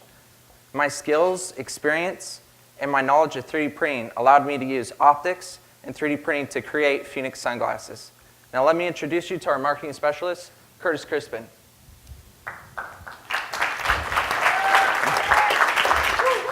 Good afternoon. My name is Curtis Crispin, and I'm a self-reliant Eagle Scout who has taken a full course range of business courses here at City College, and I've done all this while working at least 2 jobs, and I can say I'm incredibly proud to help build this company. Behind me, you'll see Devin, who's our fashion stylist, who also assists in sales through her retail experience that we find very applicable. Now, we have a problem. That problem is that sunglasses lack innovation and customization, giving you consumers less choice. $15 gets you a pair of Vans sunglasses covered in bisphenol A that'll break in weeks, while shelling out for a $130 pair of Ray-Bans will have you looking bland like everybody else, or a celebrity trying to duck paparazzi, or something not cool. So our solution is Phoenix sunglasses, and what they are is polarized sunglasses with frames that are made from biodegradable and renewable eco-friendly plastics that are lightweight and durable and come in color range and size range that only 3D printing technology will bring you. We are entering one of the most profitable industries today. With a net average profit margin of 47%, it is higher than both oil and natural gas. Its current domestic revenue stands at $3.6 billion with an average growth rate of 4% per year. This is a healthy trajectory. But also, this industry faces a large cost from inventory loss. And what that means is these sunglass makers are making too many sunglasses that end up on clearance inevitably because not enough sold, too many were made. Why does this happen? Because of turnover ratio. How do we stop it? Phoenix Sunglasses runs a lean business model which drastically minimizes inventory loss thanks to 3D printing technology. How do we fare amongst our competition? Quite well, as you can see. Down the line, we are a bullseye against the most 8 important topics that are criteria when people go to purchase a pair of sunglasses. And we are the only brand on that list amongst competitors such as Ray-Ban, Oakley's, Vans, and Knockarounds that can say that they are an American-made product that donate to a charity cause like we do, with 10% of our proceeds going to the Wounded Warrior Project, as well as incorporating eco-friendly plastics in this age in which it's ever becoming more popular. Our target market is made up of 2.1 million Southern California potential dwellers aged 18 through 26. They have incomes between $30,000 and $70,000. Now, within this, we've segmented 3 groups who we think would value our product most. And they include the eco-friendly consumer, also growing every year, and they value biodegradable materials. They value renewable resources within their product purchase. Also is the fashion-conscious consumer, who I believe at the key of their purchase, they're valued customization. And finally, we have the patriotic consumer, who cherishes the fact that we have an American-made good that gives back to the military. Phoenix establishes itself through online sales. We have done this by building an interactive and fully streamlined website that makes ordering custom sunglasses a simple process. And furthermore, we promote our website through the use of facilitating engaging content through social media outlets such as Facebook, Twitter, Instagram, and Google+. And when it comes to interpersonal direct sales, Jesse and I are boots on the ground. We're going to art shows, we're going to college campuses, and starting this summer, music festivals. Within our distribution, we run very vertically with 90% business-to-consumer sales. The remaining 10% of business-to-business sales will be conducted at trade shows via cash or trade credit. And we have an initial price offering of $65, which establishes us as an equally competitive good amongst our competition given our price point and technology applied. Also, we will be giving military discounts to support our troops. In establishing our brand, we have developed a sustainable maple sunglass case with our logo and brand name laser etched on the top. This is also incorporating what is the great strength of our intellectual property of building upon our logo and increasing the usage of our trademark. And upon removing our sunglasses from the case, you'll notice not just our slogan, life through a different shade, but also our website, drawing intrigue to stimulate online sales. Our customer feedback has been highly rated. After interviewing 102 individuals within our target market's age, location, and income, we find that 76.5% are willing to purchase our product at an average price of $76, and that our customization as well as our donations to the Wounded Warrior Project are our highest rated features. And within these 102 surveys conducted, we have made 10 LOIs. When glancing at our financials, you'll notice in the bottom that after having sold 270 units, we will be breaking even after month 3. Even better, by the end of fiscal year 2015, after having sold just 2,100 units at an average price of $70, we'll be finding ourselves taking in a net profit margin of $39,000. Now, in order to make this forecast more realistic, we need an increased use of funds. And we need this for 3D printing equipment, as well as money for working capital and money left over for advertising. Specifically, we need $6,000 because that will cover all 3 for the foreseeable future. Now, we'd like to earn these funds from the New Venture Challenge and our continued winnings from the Enterprise Launch Class. So why should you choose Phoenix Sunglasses as this year's top competitor in the New Venture Challenge? We are on the forefront of 21st century modern manufacturing, running a lean business with large profit margins to be expected consistently. Also, we have a competitive edge, and that's not just within customization. We are incorporating something that is popular and will only gain more popular. The focus and implementation of working within renewable materials and eco-friendly plastics.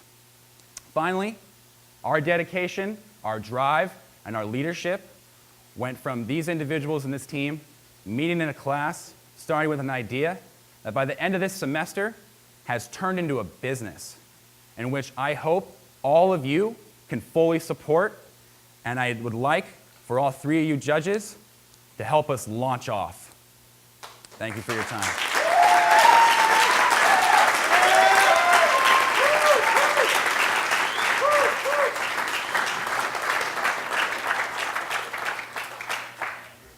Great presentation. I'm a little bit confused about what the customization aspect of your product line is. What is exactly being customized, and are you giving it to other people to 3D print, or you're 3D printing it? So I got a little confused about that too. That's understandable, and those are both really good questions. Okay. I'd like to have actually Jesse answer those, because he's probably better suited. Okay, thank you for that question. It's a great question. The first thing is we have 1,000 different colors, which basically each side of the glasses, including the front, so 3 different parts, can be customized up to 10 different colors. You can select from a drop-down menu online, or you could just order in person. And then there's also 4 different sizes we offer. So we offer women's, women's wide, men's, and men's wide, because everyone has different sizes of faces. And we are producing from the ground up. We are the manufacturers, and we are the retailers of our product. Thank you very much. This product, what is to keep one of the dominant players in this market from appropriating this idea? What steps have you taken to ensure uniqueness of your product? That is an important question, especially in the fashion industry. But like many fashion companies, our key IP, if you would, right, would be our trademark and our ability to brand our name to create a brand image. There's several sunglass manufacturers, and you create that sort of image. So. Okay, so 3D printing, one of the great benefits of 3D printing is the ability to get it like that. Okay? Yes. And the huge appeal that it has for people to be able to see something being made and customization. Yes. Have you thought more about being able to program changes? Like if you did this in an actual retail setting or a franchise setting, I could come in and say, yeah, but I want it narrower or bigger or whatever, and you could print it out. And something like that. I mean, you guys looked at that as a down-the-road option? What we've done is we've actually decided to have basically different people with different types of faces, a lot like Revzilla, which sells motorcycle gear in different sizes and custom motorcycle gear. Mm-hmm. And you just have the different faces, and you say, you have different individuals with unique faces. Some have larger eye spans. And you kind of show them online what it looks like, because we're trying to do online sales more than direct sales. Our initial strategy is to gain online sales from our marketing in direct sales. Okay. Okay. Thank you. Good afternoon, judges and audience members. I'm here to talk about my new product, baby hats. But first, a little about me. My name is Kathy McCollum, and my lifetime career is as a property manager. There, I've learned through local owners of residential property a lot about business and a lot about management. I've also been in and out of City College for many years, focused on business, marketing, and communication skills. This has all accommodated me being a stay-at-home mom, managing 3 children, now all successfully launched. My expertise in arts and sewing assisted me during those parenting years, and now as an entrepreneur in solving a problem that I found to be an issue. I was invited not too long ago to a couples shower, a big trend these days, and I went out looking for a really fun gift for the new dad. There was nothing there. So it seemed as if mommy and baby get all the fun stuff. So I went and created baby hats. Baby hats is all about fun and I'm sorry, excuse me. Ann, is that you? Hey, wow, well come on out here. This is my product, baby hats. Guess what? Well, congratulations, Mary had her baby. That's fabulous. Wonderful. Hey, Kathy. Matt? Guess what? Whoa, did you guys have your baby? Unbelievable. Congratulations, you two. Baby hats, fun to give, fun to wear. Celebrate with baby hats. Congratulations, you two. I've got to get back to work. There are 4 million births annually in the United States, and in California alone, 169,000 births every year. The industry profile that we are going to focus on at Baby Hats is the baby products retail business, as well as the party supply business. Those collectively generate $7 billion in revenue. That's where Baby Hats wants to be. Baby Hats is a new, unique design and is patent pending. There's really nothing similar to baby hats out there. We have novelty hats that are printed with new dad, t-shirts, candy cigars. Where Baby Hats rises to the occasion is one, it's fun. It creates laughter. It creates smiles. It creates a good feeling. But on top of that, as we just saw, baby hats can be worn by a new grandmother, a new grandfather, a new dad, perhaps a new big brother or sister. This means that we can look at potential of multiple sales per birth of baby hats. This rises above and takes it out of the park against any competition. We have 2 target customers, the retail baby products market in stores and online, as well as party supply stores. Our second target market is who's going to buy it. Female, working, age 26 to 40. She's planning a baby shower or perhaps buying for a new baby. In surveying my customers at several showers as well as baby product stores, the response was very positive. People love baby hats. It makes them laugh, it makes them smile. 92% of the customer survey said, hey, wouldn't that be a nice score?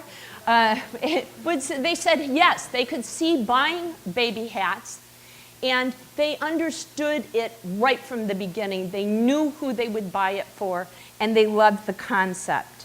This product livens the celebration. Good feelings, good fun, and a good laugh.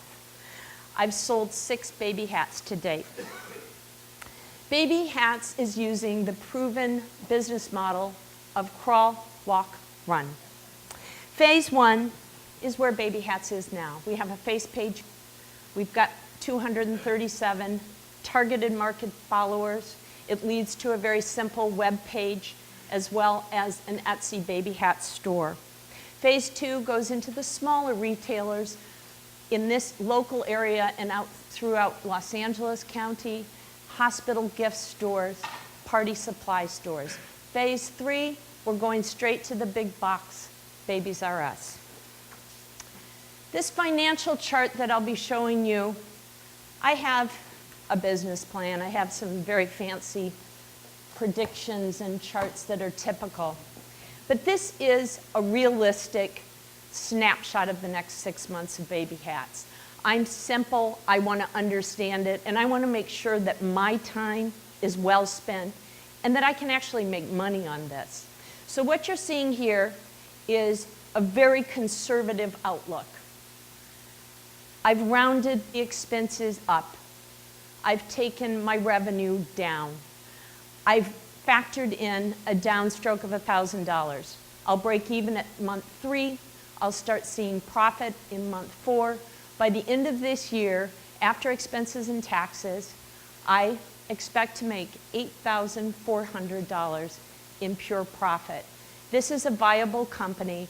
It's a cautious prediction. I'd love to tell you I'm going to make millions. I'm being a little more realistic, at least for the next 6 months.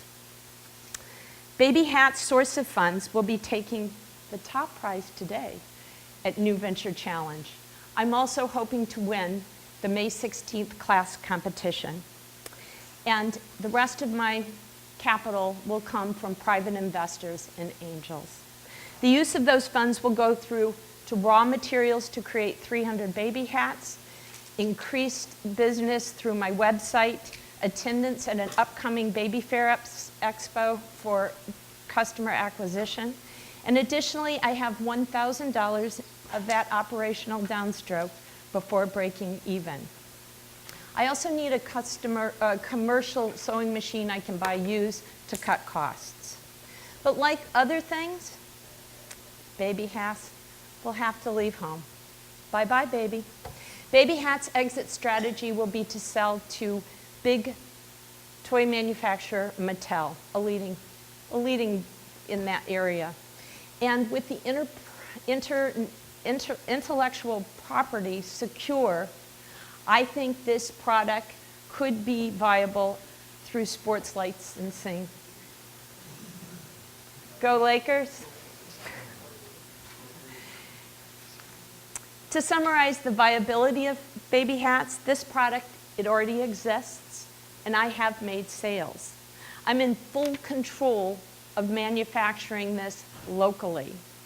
I have no real direct competition. This is a fresh, new product none of you have ever seen before. Baby Hats is crawling, walking, or running, a proven model for success. Thank you. Welcome you.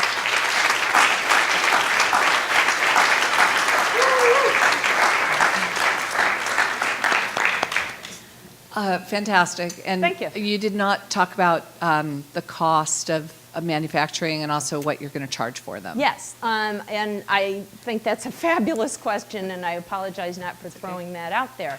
I have been selling this for $16.95. I'd like to make it up to $19.95. Right now, this is hands-on manufacturing, and my cost is quite high. It's $10. Actually, I'm going to take that back. I just found a new baby to dismember. It's down to $8. They make quintuplet sets at Toys R Us. Wow. Woo! So I'm down to $8. I'm selling it for $16.95. I'd like to, of course, reduce that cost. And certainly if I'm buying in quantity, that will happen. Good question. Thank you so much for bringing it up. Thank you. And you're doing these yourself right now? I am. I do have some assistants, but right now it's pretty much grassroots, yes. Okay. Have you gone to any local baby stores or hospital gift store and asked them whether they would buy the product? And Absolutely. If so, how many? Cottage Hospital Gift Store is interested. They have a whole corner dedicated to baby things. So when I have enough product, I'm in there. Chicken Little, not so much interested, which is fine. I looked around. They don't have anything in the arena of new mom, new dad, new grandparent. I've just talked to Glinda's Party Cove this morning, courtesy of those balloons, and they also have areas where they would be interested in looking at my product. Okay, thank you. Thank you.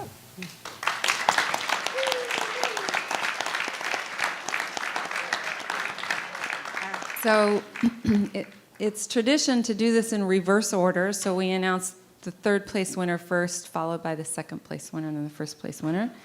And then we're going to give, so as I announce the winners, I want you to come up on stage, accept your envelope, and stay up on stage because once we announce the final first place winner, the judges are going to take just a short bit of time to talk to you. And just so you know, the winnings, things happen to the Scheinfeld Center New Venture Challenge winners and even the non-winners. And part of your winnings, first place is $5,000, second place is $3,000, third place is $2,000. And then all of those winners are invited and sponsored by the Spirit of Entrepreneurship Foundation to attend a banquet next Friday. And that's actually when you'll get your real award. There is no money in these envelopes. And you get to do a 60-second pitch and showcase your concept there in front of about 250 potential investors, really. And also, you have an opportunity, and you better be there, September 11th, to pitch at the Clean Business Investment Summit at UCSB. So there's awesome opportunities in front of you. So without further ado, the third place winner is Monocool. Come on up, Tom.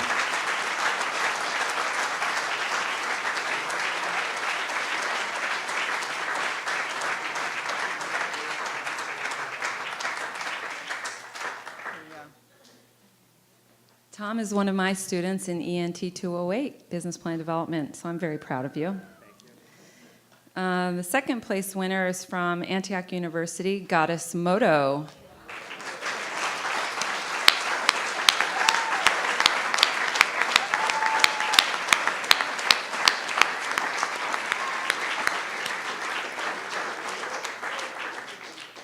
Adele, you said you took classes at SBCC, right? So she's an SBCC alum and an AUSB student. Congratulations.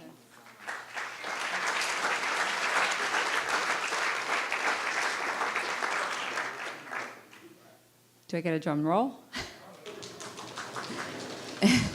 And the first place winner is Releash.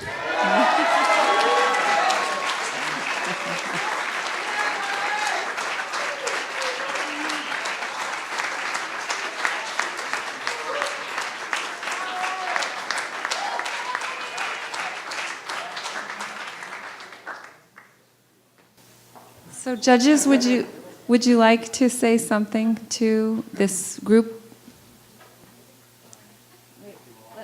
Wait a second. Let's get your mics live. Jim, wake up.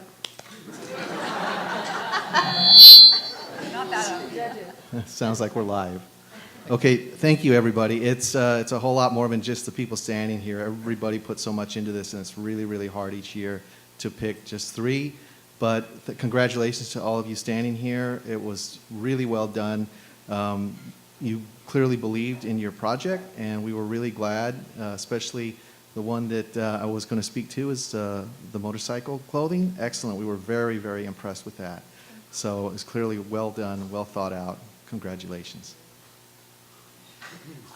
And I think for all of those of you who showed us your presentations today, it was really inspiring to see the variety of ideas and kind of amazing the range of human ingenuity. And I think part of what we were judging was more than the idea, it was also the realistic expectations of how the idea would perform and how much of a market opportunity there was, and if we thought that you were the right person to seize that market opportunity. And so I did not think that I was going to be compelled by Monocool. I had read all of the proposals before coming, and the idea wasn't that appealing to me, but you are an amazing salesperson, and I actually really got it when you explained it, and I think it will be a little bit tricky to communicate that, but I think you're the guy to make that happen, so congratulations.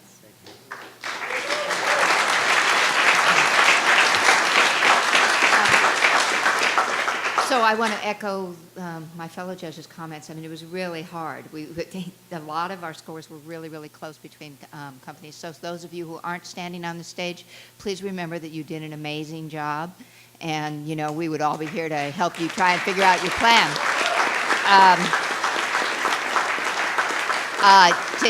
To give a little more insight on why Releash is our winners, we did say that we looked at a lot of things. We looked at the size of the market, whether you solve a real problem, which we think you do, your cost sales ratio, so you actually understand your margins. It's an accessible market, so we think you have a chance to get in, because whether you do it online or whether you do it through retail stores, most surf shops are really open to, you know, getting these ideas in, and we think that you guys have the energy and enthusiasm that you'll be able to push that product forward. So, and it's competitively priced, so that was one of the reasons why you guys came out on top. So.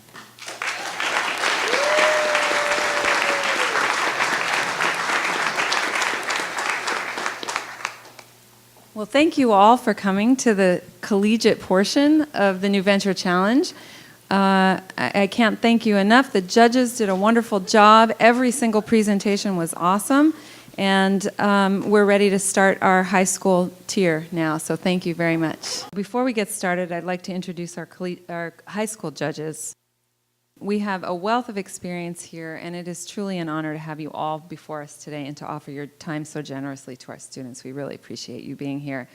We have Michael Holliday with the Synergy Business and Technology Center. Thank you, Michael. And if you could all three stand up, just say hello. Gary Kravitz with SCORE, and John Richardson, our technology expert. Please give us a round of applause. Thank you so much for being here. We couldn't do it without you. So are we ready to begin? I'm in the business of creating abundance out of what otherwise would have been trash. This is my venture, SBC. SBC is a student-run bike shop operating at Santa Barbara High School. It is a joint venture between the Donzak Cafe and Santa Barbara Bicycle Coalition's BC Centro. Donzak Cafe is a student-run entrepreneurial business that has launched over 11 successful business ventures, SBC being the newest one. BC Centro is a community do-it-yourself bike shop that promotes bike riding and bike safety. This is us receiving helmets from the city of Santa Barbara. They were kind enough to donate over 30 helmets. Donzak Cafe focuses, they teach us the business part. And BC Centro teaches us the mechanical part, you know, the wrenching, the bike mechanics. We're a student-run bike shop operating out of our old auto shop and at our high school. As an entrepreneur, they set out to solve problems. I have found 4 problems that I think SBC has the solution to. First one is students lack transportation. SBC can create an affordable and safe forms of transportation, a bike. Second one is obesity. Obesity is a problem in our society. SBC encourages students to ride their bikes and promotes a healthy lifestyle. Third one is too many bikes are going to waste. These bikes can be reused. SBC uses recycled bikes and recycled parts to refurbish these bikes. Student unemployment is high. SBC helps students acquire employable skills that they can later use for a job at a local bike shop. Our products are refurbished and recycled bikes. We are located at our old bike shop at our high school. Our procedure is very simple. If someone would want to donate a bike, we would take a look at it. Here we have a bicycle repair checklist.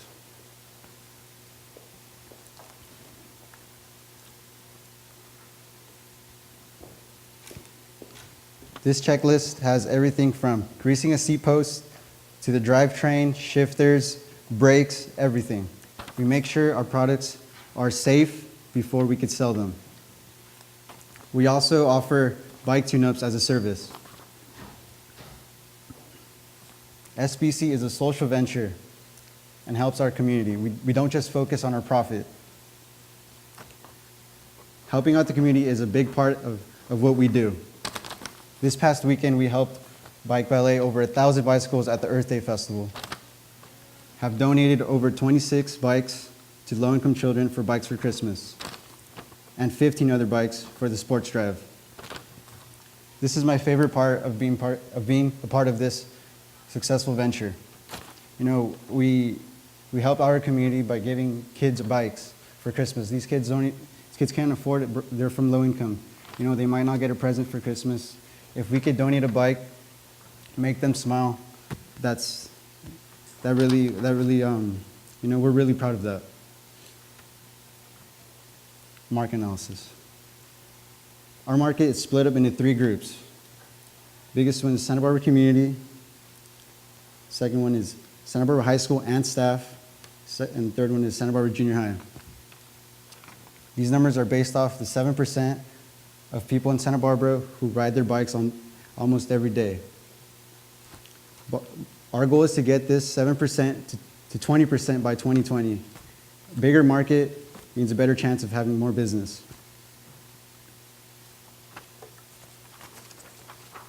You could find us everywhere. On campus, we attend club meetings and club events. In the news, this is a news article from the News Hawk. At events, we participated at Ciclovia promoting SB Open Streets. We even received the Spirit of Service Award for waste reduction last year. Here we are at the first annual SB Open Streets.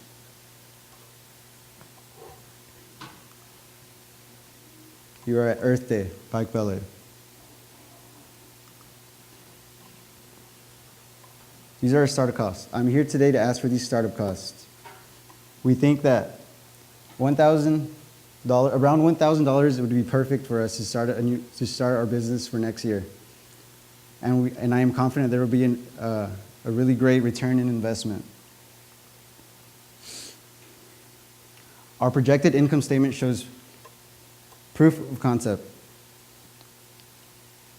This is our income statement. We think that throughout the years, we can make a better profit. Our balance sheet shows that our liabilities and equity are $1,800.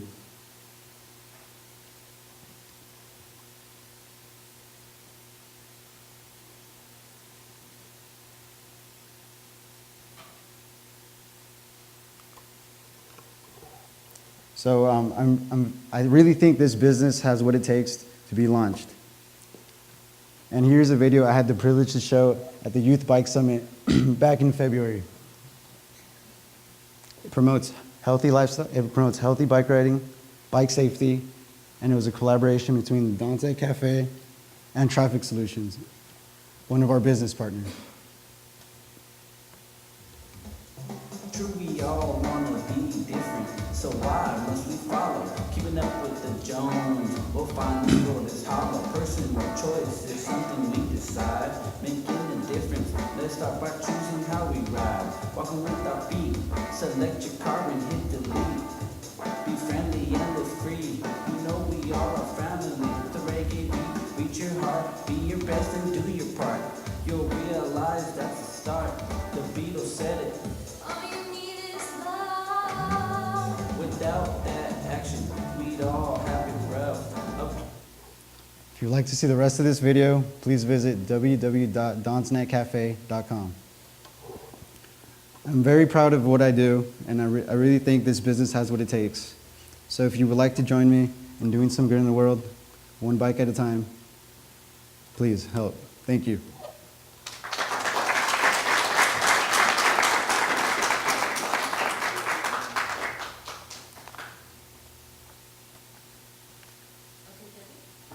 I got a question.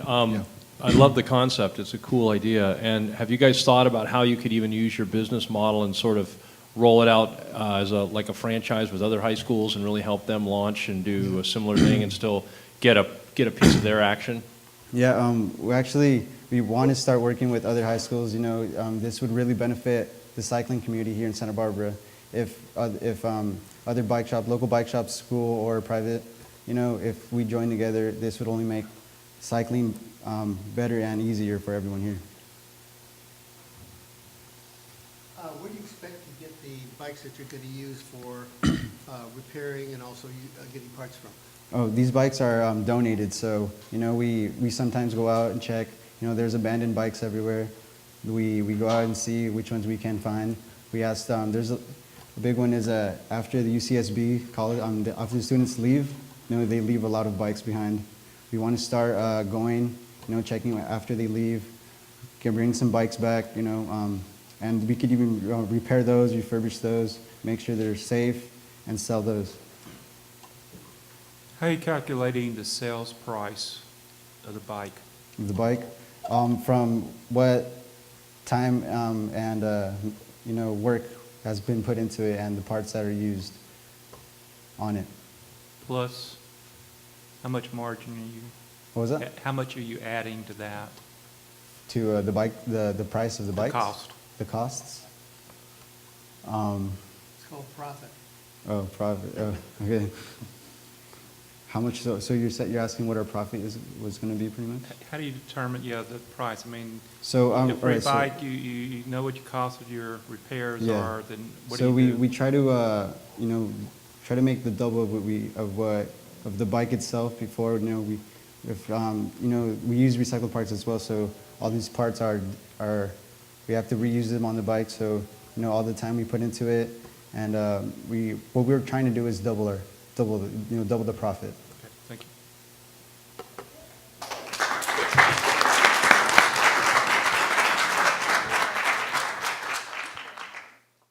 I'm promoting I Got It Repairs. I was here last year competing with the similar business plan, but I've changed it up to be more eco-friendly, just like SBCC. Their plan is really eco-friendly, and I really admire that because that's what I'm trying to aim for now with my I Got It Repairs. We really are trying to promote clean earth, eco-friendly repairs by buying old phones, fixing them again, and then reselling them. And that keeps the broken phones out of the landfill and making it possible hazard products into the landfill. Also, what I want to do is keep repairing phones for other people and reusing the parts, but kind of recycling them for new phones and sending them off to a warehouse where I would have them take the cracked glass off of it, put the LCD that's still working on new glass, and then resell it, which would bring a lot of profits to me. Oh, it kind of cut off at the bottom. But as you can see, there's a lot of phones being thrown away. This is actually a photo from the New York Times. Obviously, there's a lot of phones being wasted, and I Got It Repairs is a business that wants to take those phones, reuse them, and keep them out of the landfill. We offer services, the repairs and the recycling. The repairs range from the iPhone, the iPod, the iPad, the Xbox, the PlayStation 3, and laptops, which is a wide variety of electronics that we will be keeping out of the landfills and keeping their life alive. Recycling, we recycle iPhones, iPods, iPads, the laptops, and the iPhone screens, as I mentioned before. That keeps the old parts out of the trash as well as the actual phone, which are very valuable. I want to start a program at my high school where I'll buy the old iPhones back from students when they buy a new phone. That'll help them get extra money or pay for their new phone. So instead of them getting the phone repaired by me, they'll actually sell me the phone, which will be a $90 turnaround because I charge $65 to repair it, and then I'd buy it for $25, $30, which is more than a competitor. I'll get to that later. But it'll help them buy a new phone or get extra money if they need it. The competitors are Celtec. That's a local repair company. They repair phones, but they don't really have an emphasis on the green, the recycling of phones. They just repair phones and they send them off. And if you need a new phone, I don't even believe they have more than 2 phones in their shop to sell you. Gazelle.com is a website that allows you to sell an old phone to them, but their turnaround process, their process costs you about 2 weeks' time, and they pay you very minimal amounts. Here's a chart of my prices. You'll have the prices and profits on the side, and my expenses over here on the left. For the iPhone repairs, it only cost me about $25 for the parts, and I pay myself first $15 in labor, so that's a total of about $40, and then the profits that go towards the business to keep the business going would be $25. I wouldn't have any overhead because I'm a mobile company. That box right there is all I need, and my car. Most of the time I just do the repairs at my house or at the high school where I go, St. Inez. Also the buyback program, that's a very important role in my business now. That's what I'm trying to emphasize on.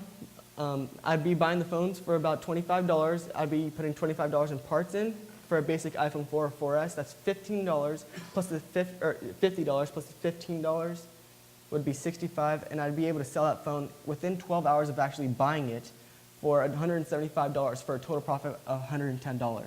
Also for a 5S, a 5 or 5C, I'd buy the phone alone for $45, spend $30 in fixing it, pay myself $15, and sell it the next day for $350, which is a big profit for 12 hours of holding onto the phone and really only 15 minutes of work. I'd be doing the same with laptops and the PlayStations and Xboxes. I'm currently doing that. I took my experience from last year. I took the money that you guys generously give me, and I put it into research, a business, an actual location solving with work. It worked all right, but I found that being mobile helps a lot more people get their repairs and get their phones sold to me because they don't want to take the time out of the day to go somewhere, and really it takes that overhead off my shoulders. And you might think why I got it, because we have really competitive prices. We're mobile, as I said before. We come to you, your office, your home. We can meet you at a coffee shop. There's a lot of those in St. Inez, which is great for me because they have the Wi-Fi, and I can allow the client to use my laptop or my phone to do whatever they need while I fix their phone, which is usually 30 minutes or less. It's a green business, as I emphasized before. I don't want any phones ending up in landfill. Even if I'm going to take a loss on the phone, I'll just take the phone and part it out and recycle the phones. I know it's not good to take a loss, but I'd rather take a loss than that phone end up in the landfill, and I can just reuse the parts or bring them to you guys and show them to you. I also have 3 years of experience. I've been doing this since my midway through my sophomore year, and now I'm a senior graduating in a month. So I really know what I'm doing, and I'm in the process of getting certified, so that'll be a big help to me. I'd just like to say thank you for listening to me from myself and I Got It Repairs.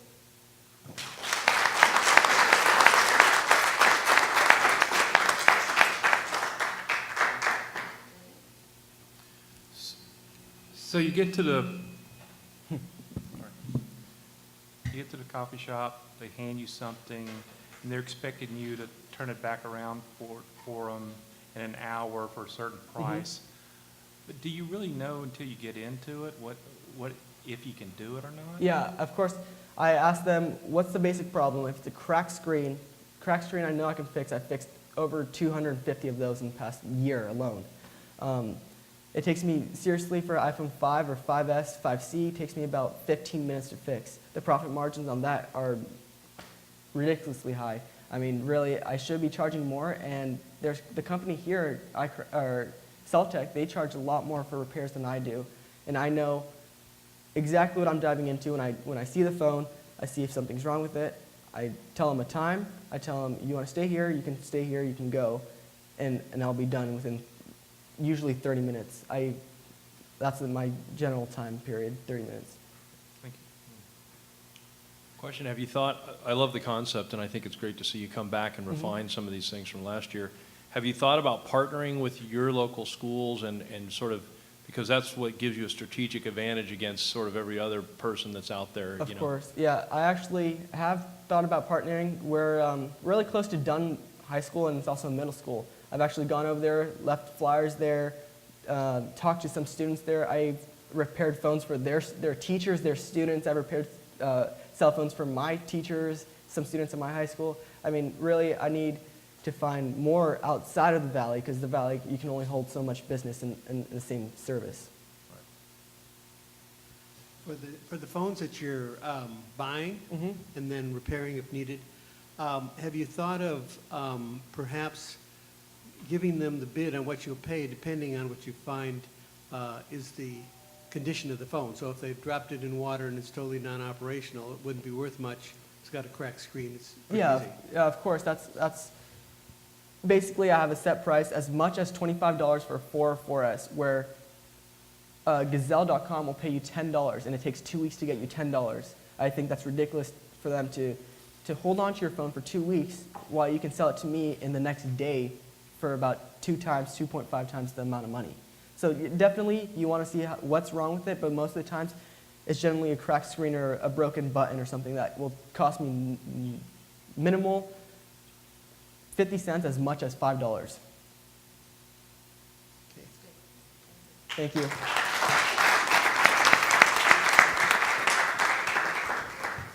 My company, Brindleby Skincare, is trying to enter the health and beauty market. I first started trying making chapsticks and lip balms and things like that when I was younger. I always thought it was a really cool way to create something that other people could use that was really health conscious. That, and my mom always said I liked to be kind of a messy kid. My target is to bring affordable, high quality skincare to people that can't exactly afford the higher quality labels. I would like to start with making just clear lip balm with scents, and then moving on to tinted lip balms after that. And then after I create a following, I'd like to introduce a product called bath bombs that are a one-time use product that you put in a bathtub and they fizz up and turn the water a different color and give it a scent that also moisturizes the skin. I think they're fun. They sort of make an event out of using your shower. The expected growth rate is 8.4% in the beauty industry. I think I have a really good chance because a lot of people really like the handcrafted, homemade idea of products because they feel they're safer, they're trusted. My one problem that I've recognized with the beauty industry is that it's a very established industry and there's many people that already have a name for themselves.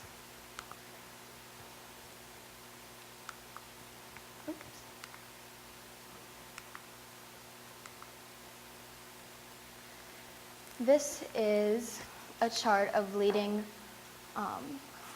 lip care and store medication brands. The top one that's the most is actually a medicated brand, along with Blistex, Carmex, and Eosil Evolution of Smooth. So those don't exactly apply to what I would be trying to sell.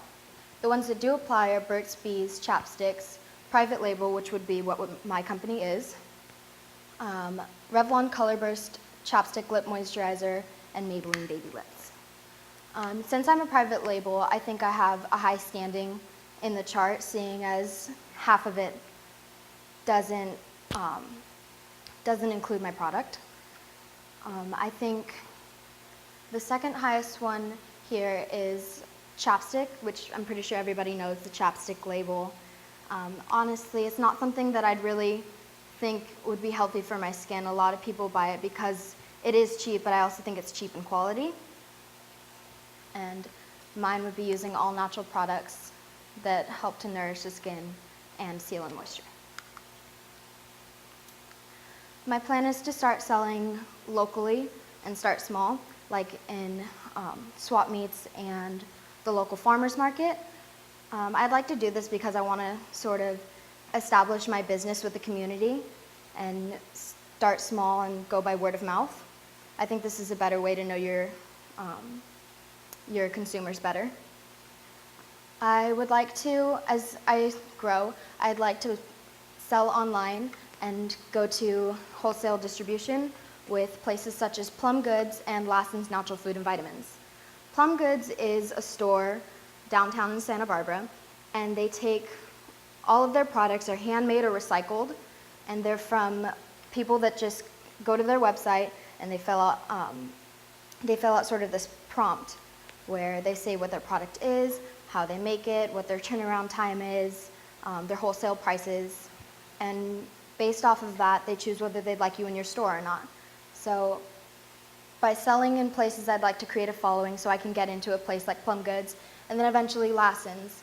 Lassen's is a health food store, and I think it would look good to places like Trader Joe's and Whole Foods to have something like that under my belt.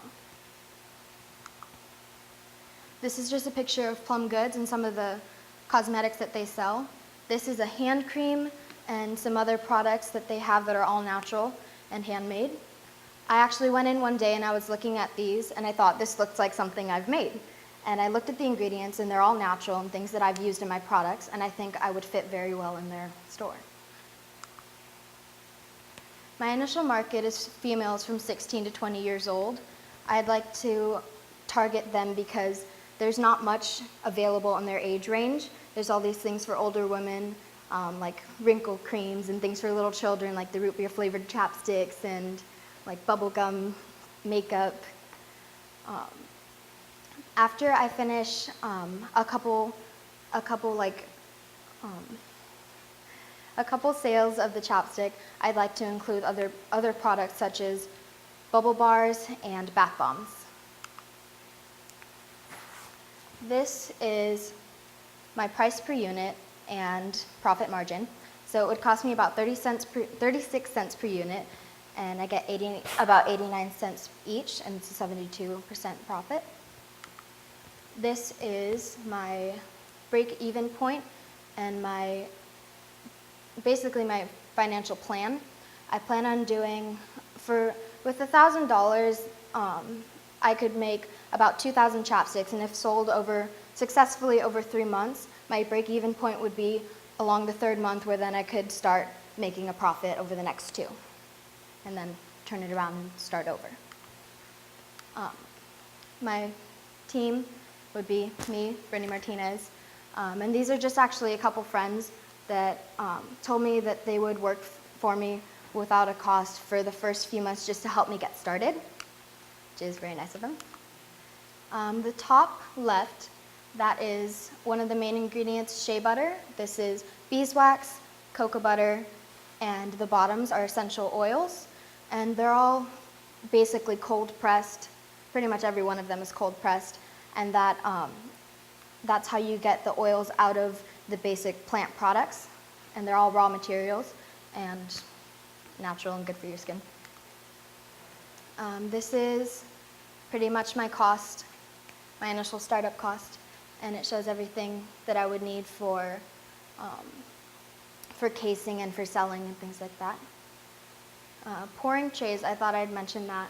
It's something that would make it a lot easier to manufacture my product. So each one carries 50, and if you put it in, all you have to do is pour it in and it levels out, which makes it a lot faster for me to produce and then be able to sell my product.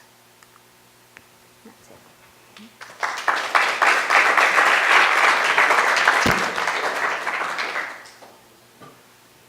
Do you have to meet any quality standards like food or supplements need? Actually, everything I use in it is food and cosmetic grade quality. On your projected sales, because you'd mentioned you had, I suppose, 1,000 units you were going to make? 2,000. 2,000. Yes. What's the market penetration? I mean, how realistic is that with the number of people out there that are consuming these kind of products? I think I could do fairly well if I really put myself out there and market myself and go to places that I know that there's health conscious people looking for this sort of product. How about displays? I didn't see anything built into the pricing or anything as a cost for having some kind of display, because you go into these stores and most things are in some display because these are small items. They need to be grouped together, they need to be branded. Have you looked into that? Actually, I have. There's these things called, they're like display cases, and they show them in these little, they're like cardboard boxes, but they're a little nicer. They have a design on them, and I get them through Bulk Apothecary, which sells all these cosmetic grade things that you need to make this, and also sells all the packaging in bulk prices, so wholesale prices. The same company. Also, if you don't have a label yet, you can call them and they'll create a logo for you based on what you think you'd like for your business. Thank you. We are an environmentally conscious clothing company with the mission to reduce negative impacts on the environment and educate our community about their role in preserving our ecosystem. Well, like any tree, I like to start with the roots. And with that, I'll introduce you to my childhood. I was raised in Brazil, spent the first 13 years of my life there, and had the privilege to grow up with parents who are not only self-made entrepreneurs, but who also preserve the ecosystem for a living. Well, skip a couple of years, and I heard the news I'm moving to Santa Barbara. Trust me, it was a big surprise. However, I wasn't disappointed. The reason for that was I knew I was going to go to one of the most beautiful cities I have ever visited, and I was going to go to one of the most beautiful schools I've ever seen. Well, when I got here, the campus truly was beautiful. However, there was something off, something quite strange. And with that, I'll introduce you to the problem I'm going to solve. Well, as you can see, the problem is there's too much ambient pollution. And it's interesting for me, in such a beautiful school like Santa Barbara High School, for this problem to exist. And I trace this problem to two main things. The first one being the lack of awareness from kids. But the main reason is the inefficiency of the trash business themselves. As you can see, they're run down and dirty. Well, thinking about it, I realized, okay, the solution's simple. I'll just make my own trash bin. Thinking again, I realized for me to do so, even though I would accomplish it, it would take me too much time and effort and time and money. Well, doing some research, I found the perfect solution. It's the Big Belly Solar. Well, the Big Belly Solar is a solar-powered compacting trash bin that can take up to 5 times as much trash as a normal trash bin, resulting in less trash pickups, saving the school money, less plastic linings being used, which would go straight to landfill, and it solves the problem that I'm trying to solve, overfilling and ambient litter. Well, these trash cans are also great because, as you can see, you can set up advertisements on them.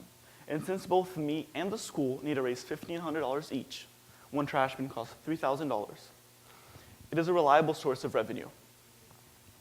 Well, or apparel. At Rebin, we focus on simple and modern designs. But by buying our product, you're not only buying a product.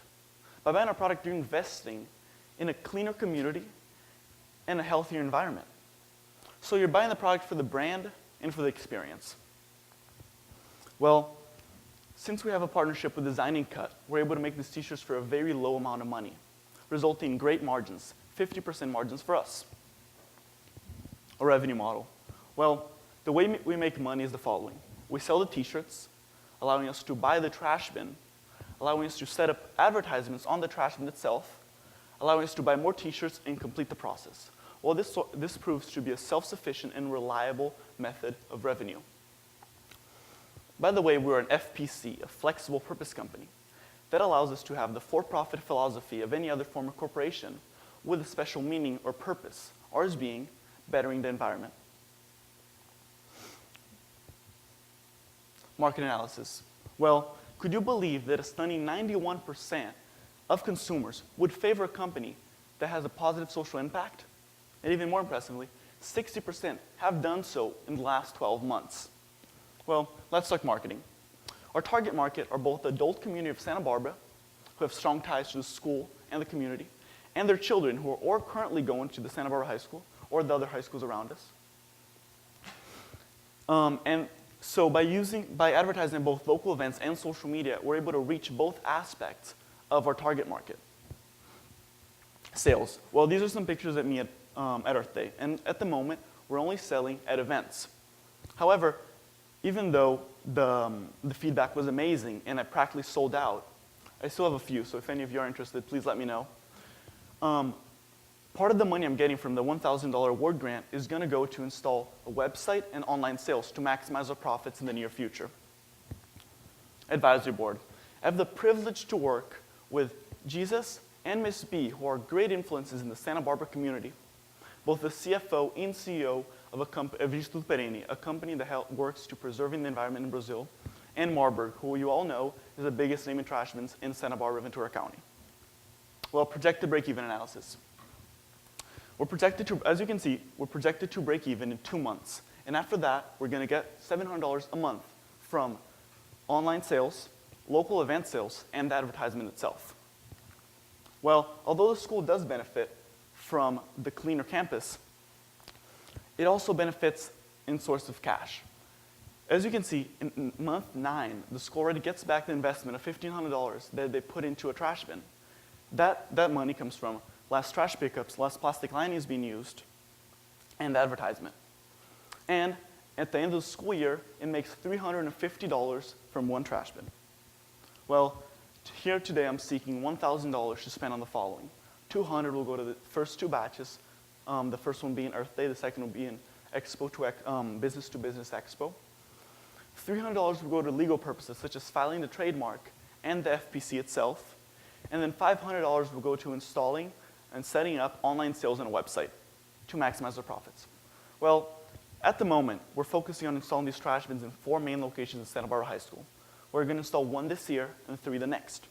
However, I plan to expand this project to much broader scales. Eventually, one day, I want to have these trash bins and our t-shirts being sold in every single campus in the Santa Barbara Ventura County, all 20 of them. Because this problem is not only for our school, it's for all schools. Thank you very much.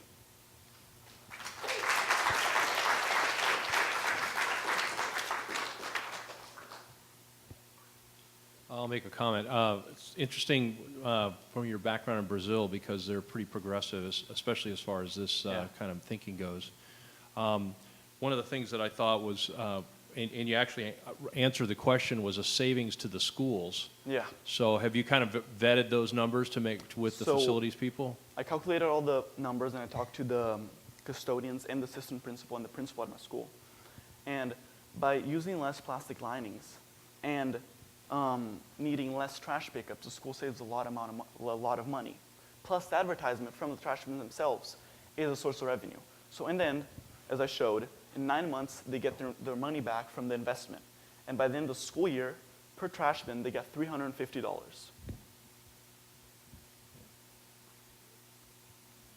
How much do you plan to charge for the advertising? So at the moment, I'm thinking of $500 every 3 months. And the great thing about that is school regulations might not allow an outside company like Taco Bell, for example, to advertise. However, I already talked to inside groups such as ASB, the Donzana Cafe itself, and they're willing to set up advertisements there because it benefits both the school and Rebin. Have you talked to the manufacturer about being just a reseller for this also? Well, because if you establish this market, again, you go to other places, just resell these things. Well, we're not necessarily reselling them. What we're doing is this project right now for Rebin is to clean up the schools in the Santa Barbara Ventura County. So I contacted the distributor of these big bellies, and he told me that he's really interested in the project. And eventually, when we start actually doing them, we're going to install 1 this year, 3 the other year for our school. I'm going to contact the CEO of the company and ask if there's some type of deal for us to expand this to a much broader scale. Okay, thank you. Thank you. How's everyone's evening going? That's good. How many of you have your own business started or planning on starting your own business? Raise of hands. That's great. You need a brand with that, though. What is a brand? A brand, to me, is an extension of oneself. An extension that not only shows what you believe, but shows what you want to accomplish. And that is what Think Bright Graphics is going to do for young entrepreneurs. Think Bright Graphics gives people with great ideas the opportunity to make their ideas a visual reality. Through our exemplary creative thinking, customer service, and solution-oriented problem solving. Let's think of it this way.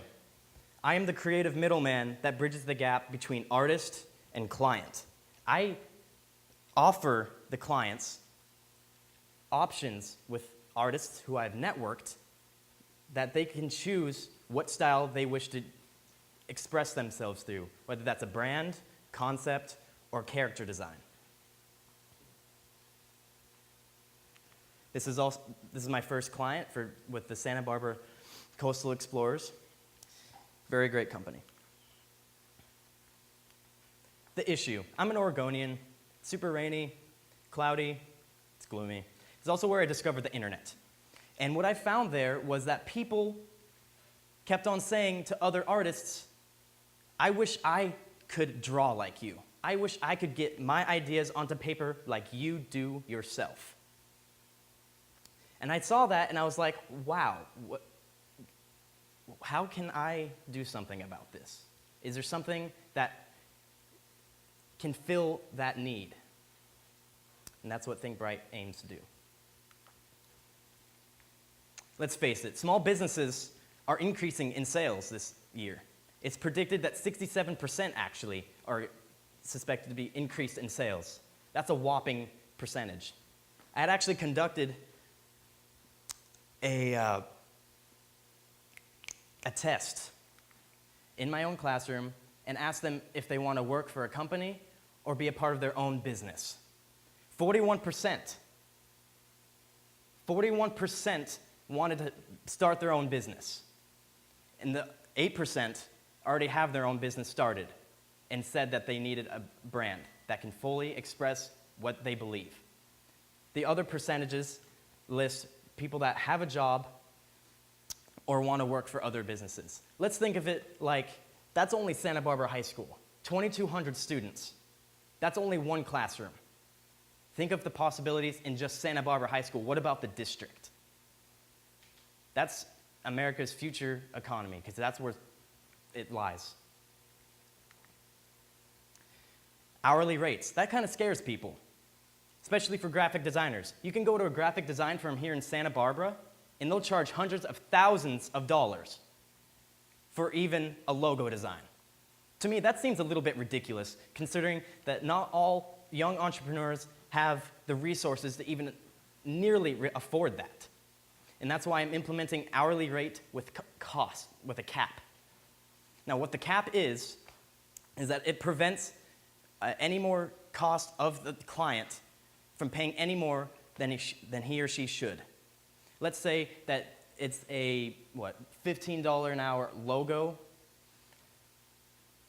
cap that at $150.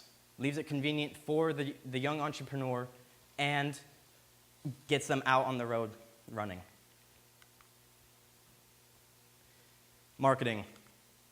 There's Facebook, Twitter, LinkedIn, WordPress, and several other social media. I don't have to pay my money to go out there and get myself advertised.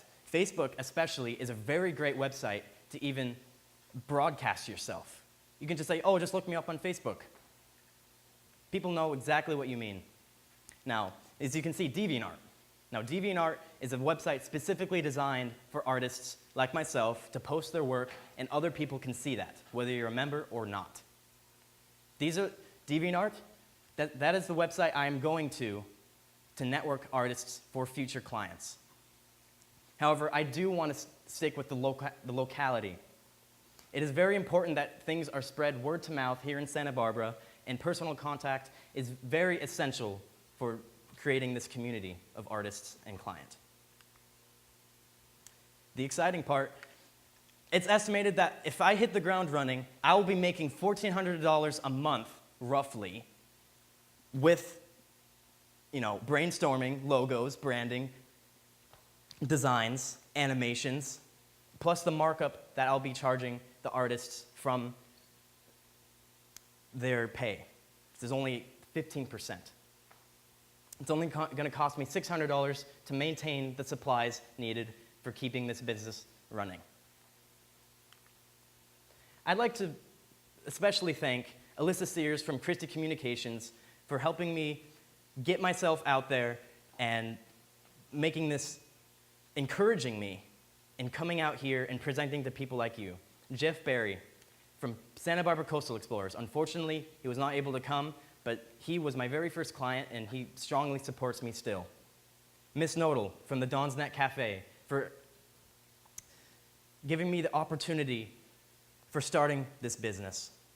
Monique Rodriguez, event coordinator, public relations, for helping me become a better person and a better salesman at that. And last but not least, Miss Shapiro, my mentor graphic designer from Ipso Facto. The funds needed. It's going to be roughly $5,000 of startup costs in order for me to hit the ground running.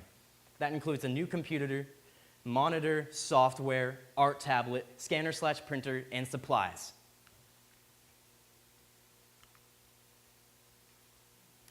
And before we wrap this up, I'd like you to meet Tay, my alter ego I created for myself to help broadcast myself on the internet. And I can make characters like this even for you guys. Thank you.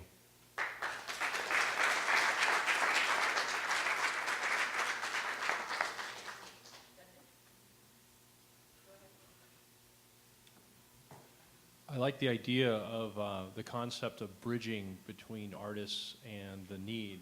So it's a really cool space to sort of be in. Have you thought about where that's going to be most effective as sort of a target market? You know, where the people you feel like you could connect most readily with your graphic artists that you've got, you know, on your team? Yes. In fact, I'm a member of the Don's Net Cafe, and I'm also a member of the Mad Academy. So I can go to the Mad Academy students and have them work with the Don's Net Cafe people who want to start their own business, networking them to create pretty much a pretty great harmony with each other. And, you know, that's also a low cost without the cut of creativity. When you did the research for a small business, what they were willing to pay for a logo design, what did you find out? I found that with my target market, it was inconvenient for them to go to those kinds of small businesses or small graphic design firms who work with small businesses or medium-sized businesses. So the goal here is to get people, you know, push them out into the real world that help with their logo and their branding to really show what they believe and what they strive for and who they are. And I don't personally think that you could get the same kind of experience working with an already established graphic design firm. Thank you. After you do your promotion to people in the schools, do you plan to go to other small businesses around the area? Of course, yes. Again, I'd like to go to the Mad Academy and Don's Net to be networking with these small businesses located around Santa Barbara. And especially at the Mad Academy, you know, there's a lot of skills there, you know, some that I don't even have. So I can have them do a job for me, and the client could be perfectly happy with what they get because it's exactly what they had thought of.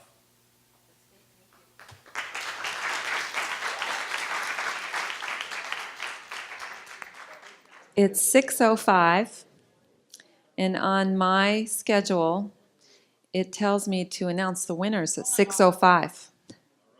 So I have kept this thing on schedule. We started at 2 p.m. today, so it's been a miracle. And we're very happy to have been on schedule.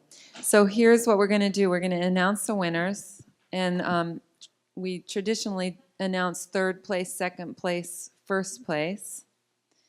And I'm blanking on what the awards are. It's 1,600, 400. Yeah, no. 1,000 is first place, 600 second place, 400 is third place. So we're going to start with third place, and then when I announce the winner, I'd like you to come up on stage. We don't actually have money in these envelopes, so don't get too excited.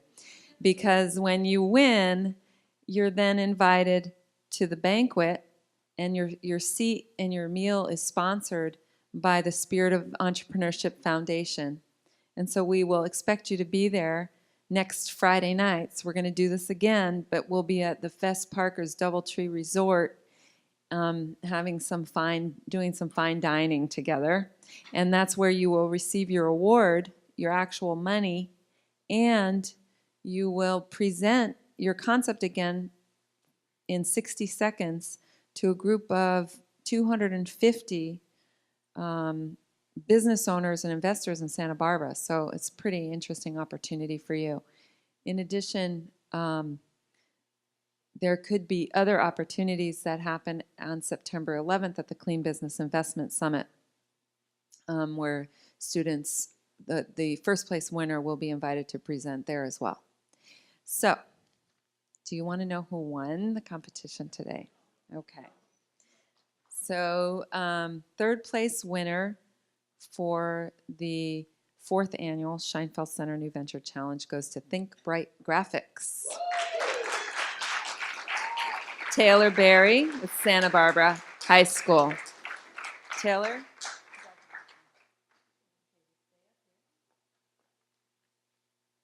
As you come to get your award, stay on stage because we're going to give the judges an opportunity to say something to you. The second place winner goes to Rebin Pablo Valladares with Santa Barbara High School.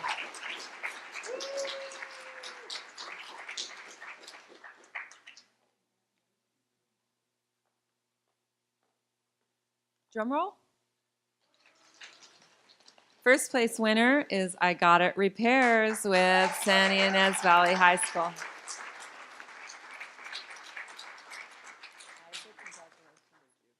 That went to Isaac Romero. So judges, would you like to just say a few words and give some insight on your thinking and your choices? And it would be great.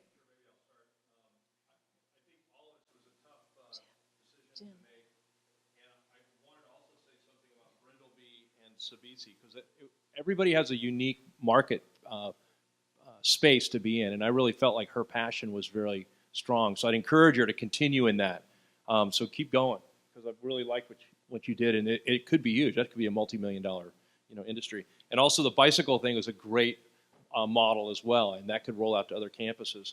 For you guys, what we were really excited about was Think Bright Graphics. That's a huge space. You should come over to our business incubator. I could probably get you 15 clients right away. Lenny's got a whole bunch with SCORE, so we were looking for the kind of people that would need to be connected, artists with companies, and that's a huge opportunity, and we're kind of in that location. The Rebin, we really liked what you were doing, which essentially is a clothing company that you're using to address a real need on campus.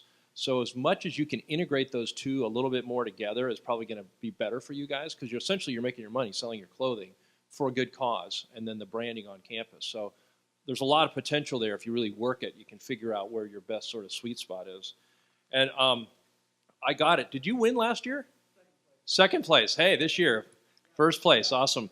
Because you were here last year, and you made some interesting on-course corrections, because I think you were going to get a retail center downtown, and you did a whole bunch of stuff. And you said, hey, I'm way off better being mobile and doing some things. So we think you've got a huge opportunity to really expand, and good job for coming back and taking the home the first place prize. That's my comments.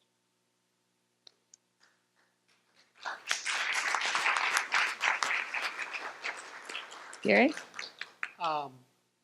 As far as your phone repair, I know that you plan to work in the San Ynez Valley and be mobile there, but I think that you can have opportunities in a larger area, not to drive and pick stuff up, but I would rather sell a phone or give a phone to somebody local to make some money off of by repairing and selling it. I'd also like to send my phone 30 miles away instead of 3,000 or 30,000 miles away, wherever somebody's going to repair it. And so you might want to offer, the ability for people to mail stuff to you, and either for you to buy or repair. Graphics, you really have to talk to SCORE. About 2/3 of the people we talk to every week really need some help in logos or branding or something like that. And the one thing they don't have is much money. So, I think there's a lot of opportunities there for you. And your clothing line, I think expanding the line, you know, you can go through all sorts of stuff, and they've already set up to handle a lot of different products at Don's Net. So I think that, you know, just start offering stuff out there, and I think you'll do great. Great. Thank you, Gary. I want to say this, you know, I've been privileged enough to sit through 4 of these. And I want to say this has been the toughest one. We really, you know, went back and forth over this. And so I think that just shows, again, the competition has risen. The schools themselves are paying more attention. And, you know, it's really great to see this. Really appreciate that. And, you know, everybody did a great job. And, you know, just continue at it. Like, you know, remember, you know, fuel box. That's right. Yeah. 0, $2 million, y'all. Keep at it and everything. Y'all the ones that are going to make it, and so just keep after it. And that's my closing. Thank you, John.